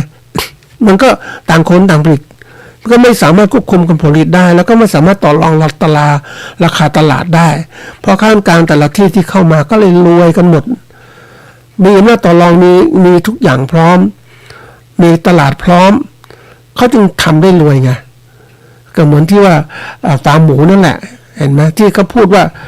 ถ้าคุณไม่ทำครบวงจรคุณไม่สามารถจะอยู่ได้ทีนี้ผู้ประกอบการธุรกิจเกษตรสมัยใหม่มันทำครบวงจรแม้จะผลิตไม่มากแต่มันเป็นทำตัวเหมือนผลิตเพื่อหล่อเลี้ยงองค์กรของเขาบริษัทของเขาทำให้มีสินค้าไปสู่ตลาดได้บ้างแต่เขาจะขยายไหลโตให้มากขึ้นเขาก็ต้องเพิ่ม ปริมาณการผลิตมากขึ้นแต่เขาก็รู้ว่าเพิ่มไปแล้วเนี่ยมันได้แต่ว่างานมันใหญ่บริษัทมันใหญ่โตมันเพราะฉะนั้นวิธีการก็คือทำให้เกษตรกรมาอยู่ในเครือข่ายเสียนะถึงจะสามารถที่จะขยายการตลาดได้มากขึ้นลดความเสี่ยงต่างๆทั้งหมดได้นี่คือกลไกเรื่องของการที่ว่าทำยังไงการประกอบการจะมีกำไรบางครั้งเนี่ยท่านผู้ฟังเราไม่จำเป็นจะต้องทำกำไรอย่างครบวงจรหรอกนะกำไรไปทำตอนไหนตอนขายควบคุมการขายให้ได้บางทีซื้อมาถูกขายแพงก็กำไรแล้วนะถ้าคุณผลิตเองคุณขายคุณไม่มีหน้าที่ขายเพราะข้าวกลางก็กินหมดแล้วก็ทำอย่างนี้ทั้งนั้นนะเพราะนั้นวันนี้ต้องเรียนรู้เรื่องการประกอบการเกษตรให้มันทันสมัยเนี่ยเหมือนกับที่บอกว่าคุณทำไม่ครบวงจรคุณอยู่ไม่ได้ฟาร์มหมูที่สุดก็อยู่ไม่ได้จริงๆนะท่านผู้ฟังฟาร์มหมูขนาดเล็กอ่ะยิ่งมาเจอมาตรการปรับปรุงประสิทธิภาพการผลิตมีโรงเรือนมีโน่นมีนี่ปุ๊บเนี่ยเกษตรกรรายเล็กไม่มีทุนทำโรงเรือนนะให้มันทันสมัยก็ทำธุรกิจได้ตอนนั้นแหละขยายใหม่ก็ไม่ได้เพราะต้องไปผลิตอีกที่นึงที่ไกลจากชุมชนที่สร้างความเดือดร้อนชุมชนเขาจะมีกฎระเบียบมากมายแต่รายใหญ่ก็มีฟาร์มใหญ่ๆมีระบบต่างๆทั้งหมดแล้วก็คุมได้นี่คือปัญหาของการเขาเรียกว่ามันถูกจำกัดให้โดดเดี่ยวเพราะว่าเราเองไม่สามารถจะทำทุกอย่างได้หมดแต่ถ้าเราอยากจะใหญ่โตต้องแก้ความโดดเดี่ยว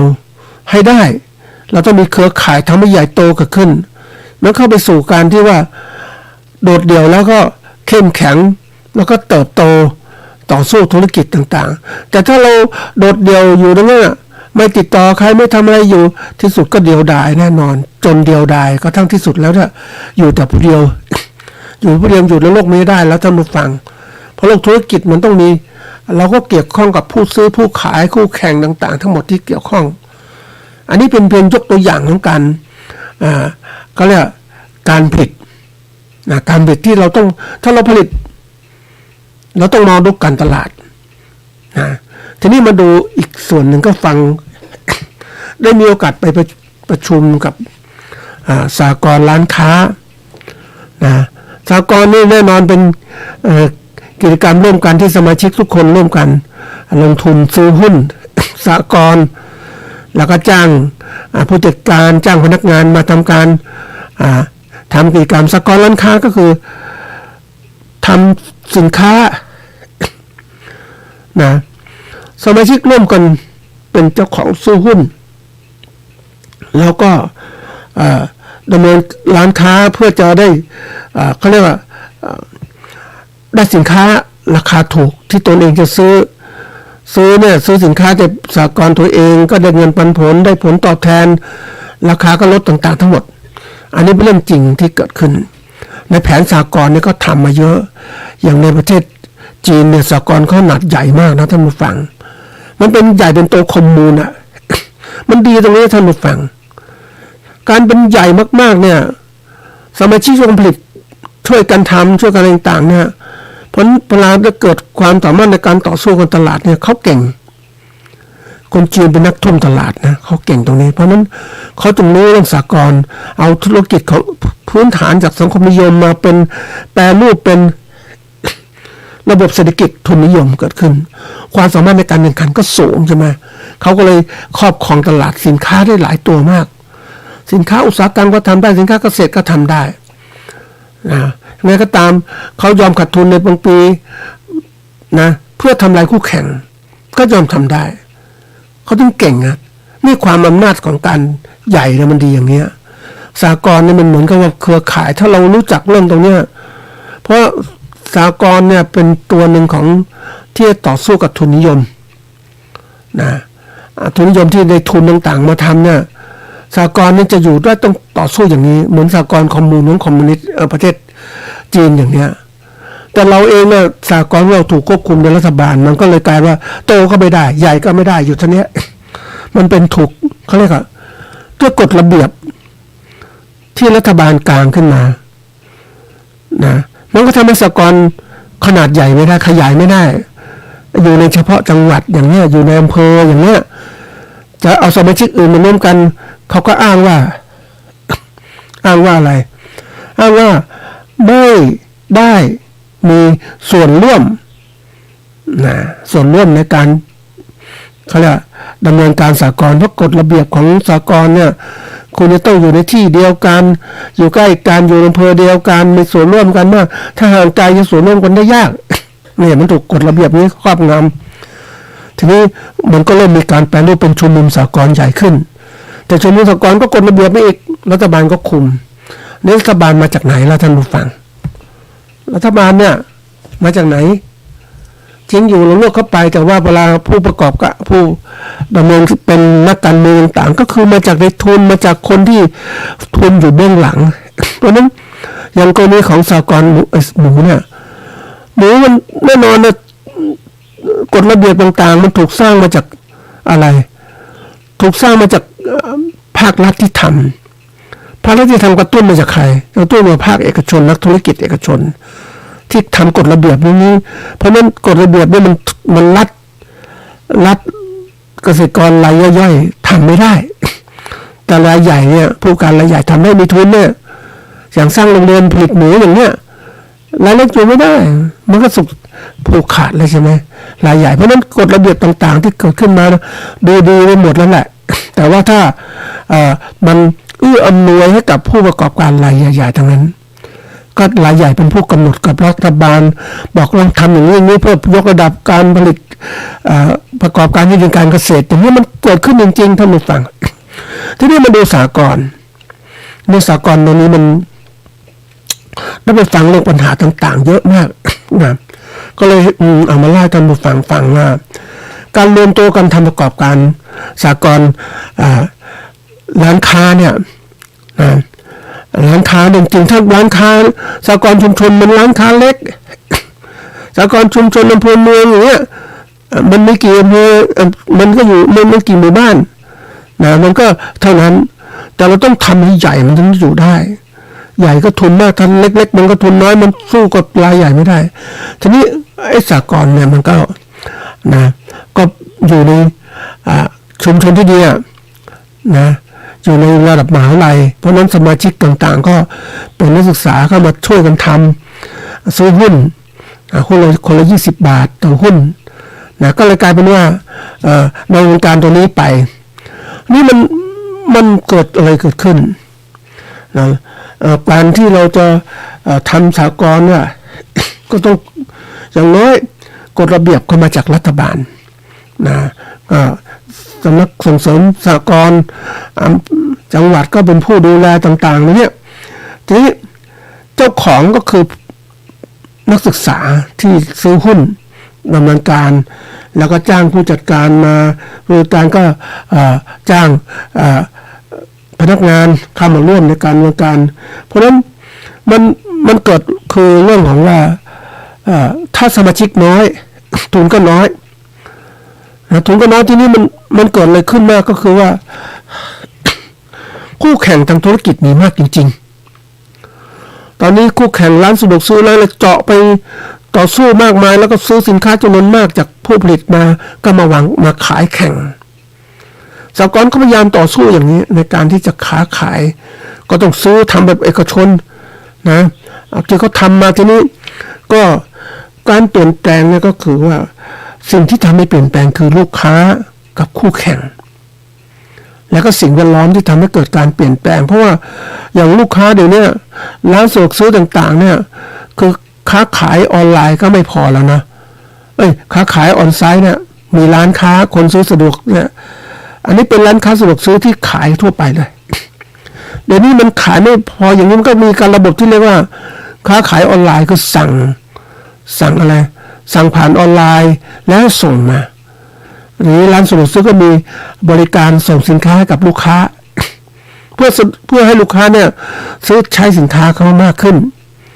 ก็ทำให้ยอดขายเขามากขึ้นเพราะนั้นลูกค้าถ้าไม่ใช้เขาเนี่ยลูกค้าไปใช้ซื้ออื่นเพราะฉะนั้นการที่เขาขยายเครือข่ายออนไลน์ก็เป็นการทำลายคู่แข่งแย่งลูกค้ากันทีนี้ในสหกรณ์ในมหาวิทยาลัยเนี่ยมันก็ทำไงดีก็ต้องมีบริการเหล่านี้เกิดขึ้น ก็มีการที่จะค้าขายออนไลน์เกิดขึ้นจากสมัยก่อนไม่เคยมีอย่างนี้ค้าขายออนไลน์สั่งสินค้าตรงนั้นตรงนี้ให้ไปส่งตรงนั้นตรงนี้ในมหาลัยให้ลูกค้าสะดวกขึ้นก็เป็นการดึงลูกค้านี่แน่นอนว่ามันการที่เจอปัญหาคู่แข่งมากเนี่ยถ้าสหกรณ์ไม่ไหวไม่ปรับตัวไหวเนี่ยมันก็ขายสู้ไม่ได้มันสู้ลำบากจริงๆนะท่านผู้ฟัง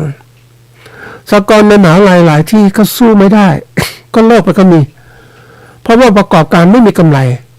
ไอ้ที่นี่ก็เหมือนกันไม่มีกำไรเท่าไหร่เพราะว่ากำไรมันบางมากเนื่องจากว่าซื้อสินค้าอาจจะเทียบเท่ากับก็เรียกว่าสั่งสินค้าโรงงานอาจจะเทียบเท่ากับร้านสะดวกซื้อเล็กๆแต่เดี๋ยวนี้ร้านสะดวกซื้อเล็กๆมันไม่ธรรมดานะท่านผู้ฟังมันมีเวลาซื้อสินค้าซื้อทีเยอะมากเพราะฉะนั้นต้นทุนต่อหน่วยต่อซื้อสินค้าเนี่ยต่อชิ้นสินค้าก็ถูกกว่าซื้อจำนวนมากก็ได้ราคาถูกแล้วก็เอาสินค้าเหล่านี้มาเก็บไว้ที่เก็บสินค้าสต็อกไว้ซื้อจากโรงงานมาเก็บสินค้าไว้ที่สต็อกไว้แล้วก็กระจายสินค้าเหล่านี้ไปยังร้านสะดวกซื้อใน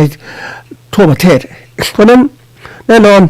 เขาซื้อมากต้นก็ต่ำก็มาขายแข่งกับสหกรณ์เจอปัญหาอย่างนี้มันก็อยู่ได้ลำบากเหมือนกันนะท่านผู้ฟังมันเจอกับคู่แข่งที่มันเก่งมากๆเดี๋ยวนี้ในการค้าการขายเนี่ยเขาเรียกคู่แข่งมากใครๆก็อยากจะค้าขายแน่นอนค้าขายเป็นวิธีการทำกำไรจากการประกอบการที่ดีที่สุด เพราะถ้าเราผลิตสินค้าเองเนี่ยเริ่มจากการผลิตตัวสร้างจากปลูกพืชอย่างเงี้ยเราต้องมีเมล็ดพันธุ์มีดินมีการจัดการให้น้ำให้ปุ๋ยนะให้ยาฆ่าแมลงแล้วก็ดูแลจัดการไปจนถึงการเก็บเกี่ยวก็มีโกดังอย่างเงี้ยโอ้ใช้เวลานานมากเลยทำกำไรได้มันก็เสี่ยงกับภาวะการเปลี่ยนแปลงสิ่งแวดล้อมก็เสี่ยงใช่ไหมเพราะนั้นทีนี้ทำแบบนี้กำไรได้น้อยเพราะว่ามันกว่าผลิตนานแต่นี่การค้าเนี่ยถ้าเราซื้อเราเก่งนะท่านผู้ฟังอย่างนี้ถึงไอ้พวกที่มันทำส้มทำส้มที่ตลาดไทยนะที่แถวปทุมธานีเนี่ยนะใกล้กรุงเทพนี่นะเขาซื้อส้มอย่างเดียวเลยไม่ทำอย่างอื่นเลยคือเขาก็สั่งส้มมาส้มจากจังหวัดเชียงใหม่ส้มที่อื่นทั้งหมดบางมดอะไรต่างเอามาหมดอย่างน้อยเขาก็อันนี้เขาก็ไล่ฟังนะว่าทำมานาน 20-30 ปีเนี่ยซื้อมาอย่างน้อยเขาก็ได้กำไรกิโลละ50 ตังค์หรือบาทหนึ่งก็วันมันขายเป็นหลายตันน่ะเพราะนั้นกำไรก็มากเพราะเขาทำแค่นี้แค่มีร้านนะตั้งร้านแล้วสินค้าข้าวส้มก็เข้ามาแล้วก็มีลูกค้าซื้อส้มไปบริหารจัดการแบบนี้นั่งดูซื้อส้มเข้าแล้วก็ขายส้มกำไรสบายนี่คือเทคนิคของการทำธุรกิจที่มันรวยคือการค้าขายนี่แหละทีนี้คนก็มีแนวโน้มที่ชอบทำการค้าขายทักวันไหนดีเขาก็เลยมาทำสินค้าจากสหกรณ์เนี่ยมันแน่นอนว่าก็พยายามทำดีที่สุดแต่สินค้าข้างนอกเข้ามามันก็ถูกกว่ามันก็แย่งชิงมันเป็นยุทธศาสตร์ของการที่ว่าคนทุกคนมาทำในสิ่งเดียวกันนะเพราะว่ารู้สึกว่าทำการค้ามีกำไรมากถ้าซื้อถูกขายแพงเท่านี้มีกำไรแล้วไม่ต้องเหนื่อยบางคนเล่นต่างๆเนี่ยซื้อถูกขายแพงเนี่ยมันเป็นการค้าที่ไปหาแหล่งวัตถุดิบที่ถูกๆมาซื้อสินค้าที่นั่นมาเอามาขายที่มีแพงมีตลาดถ้าใครมีตลาดดีๆก็เปิดตลาดแพงรวยการค้าเหล่านี้รวยทีนี้มันก็มีคู่แข่งถ้าคนไม่เก่งจริงมันก็ลำบากไอ้กรณีเนี่ยการบริหารธุรกิจเนี่ยเรื่องของการค้าการขายนี่สำคัญมากเลยคนมองว่าไม่สำคัญแต่นี่คือสำคัญที่ธุรกิจที่ทำกำไรได้เร็วถ้าคุณมองบริหารการค้าการขายเป็นเนี่ยมันไม่มีอะไรมากซื้อถูกขายแพงจบแล้วคุณก็มีลูกค้ามาซื้อเดี๋ยวนี้ลูกค้าต่างๆเนี่ยมันมีทั้งหน้าร้านมีทั้งออนไลน์นะทุกอย่างหมดเลยเนี่ยคุณต้องเอาทุกอย่างกลยุทธ์ทุกอย่างมาใช้ ทีนี้สหกรณ์ร้านค้าในมหาลัยก็ใช้ตัวนี้ขึ้นมาพยายามทำอะไรขายสินค้าแบบตู้สินค้าต่างๆทั้งหมด อาจจะมีรถบรรทุกขายในมหาลัยถึงบริการลูกค้าทุกอย่างโดยตรงเลยเพราะว่าถ้าไม่ทำนะท่านผู้ฟังธุรกิจขาดทุนนะทำเพื่อให้อยู่ได้ให้อยู่รอดซะก่อนอยู่รอดแล้วก็ถ้ามีกำไรมากก็เกิดความมั่นคงยั่งยืนต่างๆก็ขึ้นทีนี้การทำงานนะท่านผู้ฟังมันเหมือนกับว่า ถ้าทำงานดีนะเขาเรียกว่าธุรกิจเราจะไปไวเนี่ยก็คือต้องมีลูกค้านี่ลูกค้าคือนักศึกษาในมหาวิทยาลัยก็ต้องคิดต้องรักษาเขาต้องมีก็เรียกให้ความสำคัญกับลูกค้าให้มากลูกค้าเป็นเจ้าของธุรกิจนะ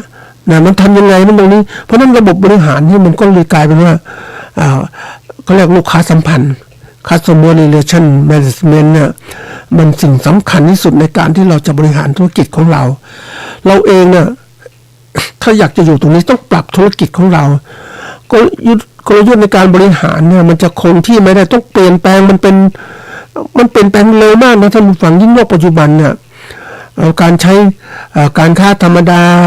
ไม่มีอินเทอร์เน็ตไม่มีอะไรไม่ได้เดี๋ยวนี้มีกลยุทธ์มีการคิดต่างๆทั้งหมดทำไงจะบริหารลูกค้าได้ดีคิดหนักนะคิดหนักเรื่องใหญ่เลยทีนี้มันไม่ใช่เรื่องธรรมดาการยกตัวอย่างนี้ให้ท่านผู้ฟังฟังเพราะถ้าเราเองเนี่ยบริหารแบบโดดเดี่ยวด้วยตัวเราเอง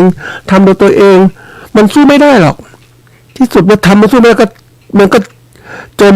เดียวดายทำแต่ถ้าบริหารแบบใหม่ๆต้องทำยังไงเราเองอ่อนยังไงเราต้องพยายามสร้างเครือข่ายมันไม่ถ้าโดดเดี่ยวไม่ได้การที่เขาผู้จัดการจะต้องมีความสัมพันธ์กับลูกค้ามีความสัมพันธ์กับของธุรกิจมีความสัมพันธ์กับผู้ส่งสินค้าเข้ามาวางร้านหรือจัดซื้อต่างๆมีเงินกับพวกที่ขนส่งสินค้ามาให้ หรือส่งออนไลน์ต่างๆมันเรื่องใหญ่นะท่านผู้ฟังดูแล้วมันตื่นเต้นมันก็ดีอะท่านผู้ฟังมันให้ความรู้มากว่าโลกปัจจุบันเป็นโลกที่ว่าแข่งขันกันมากเหมือนใครเก่งใครมีกลยุทธ์ได้มากก็อยู่ได้แต่ถ้าคุณปล่อยตัวปล่อยใจเรื่อยๆเฉยๆเหมือนกับฉันอยู่แต่ผู้เดียวฉันไม่สนใจใครมันอยู่ไม่ได้แล้วครับฝากเป็นข้อคิดนะฮะ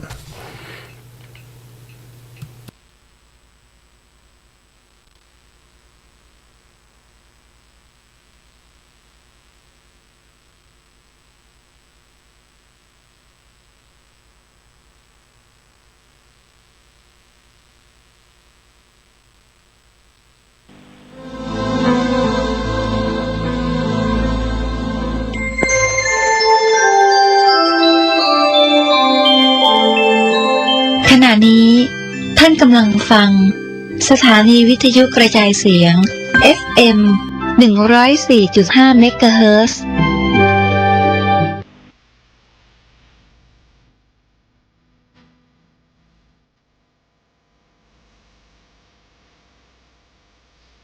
นักเผยแผ่จึงเปรียบเสมือนหมอที่วินิจฉัยโรค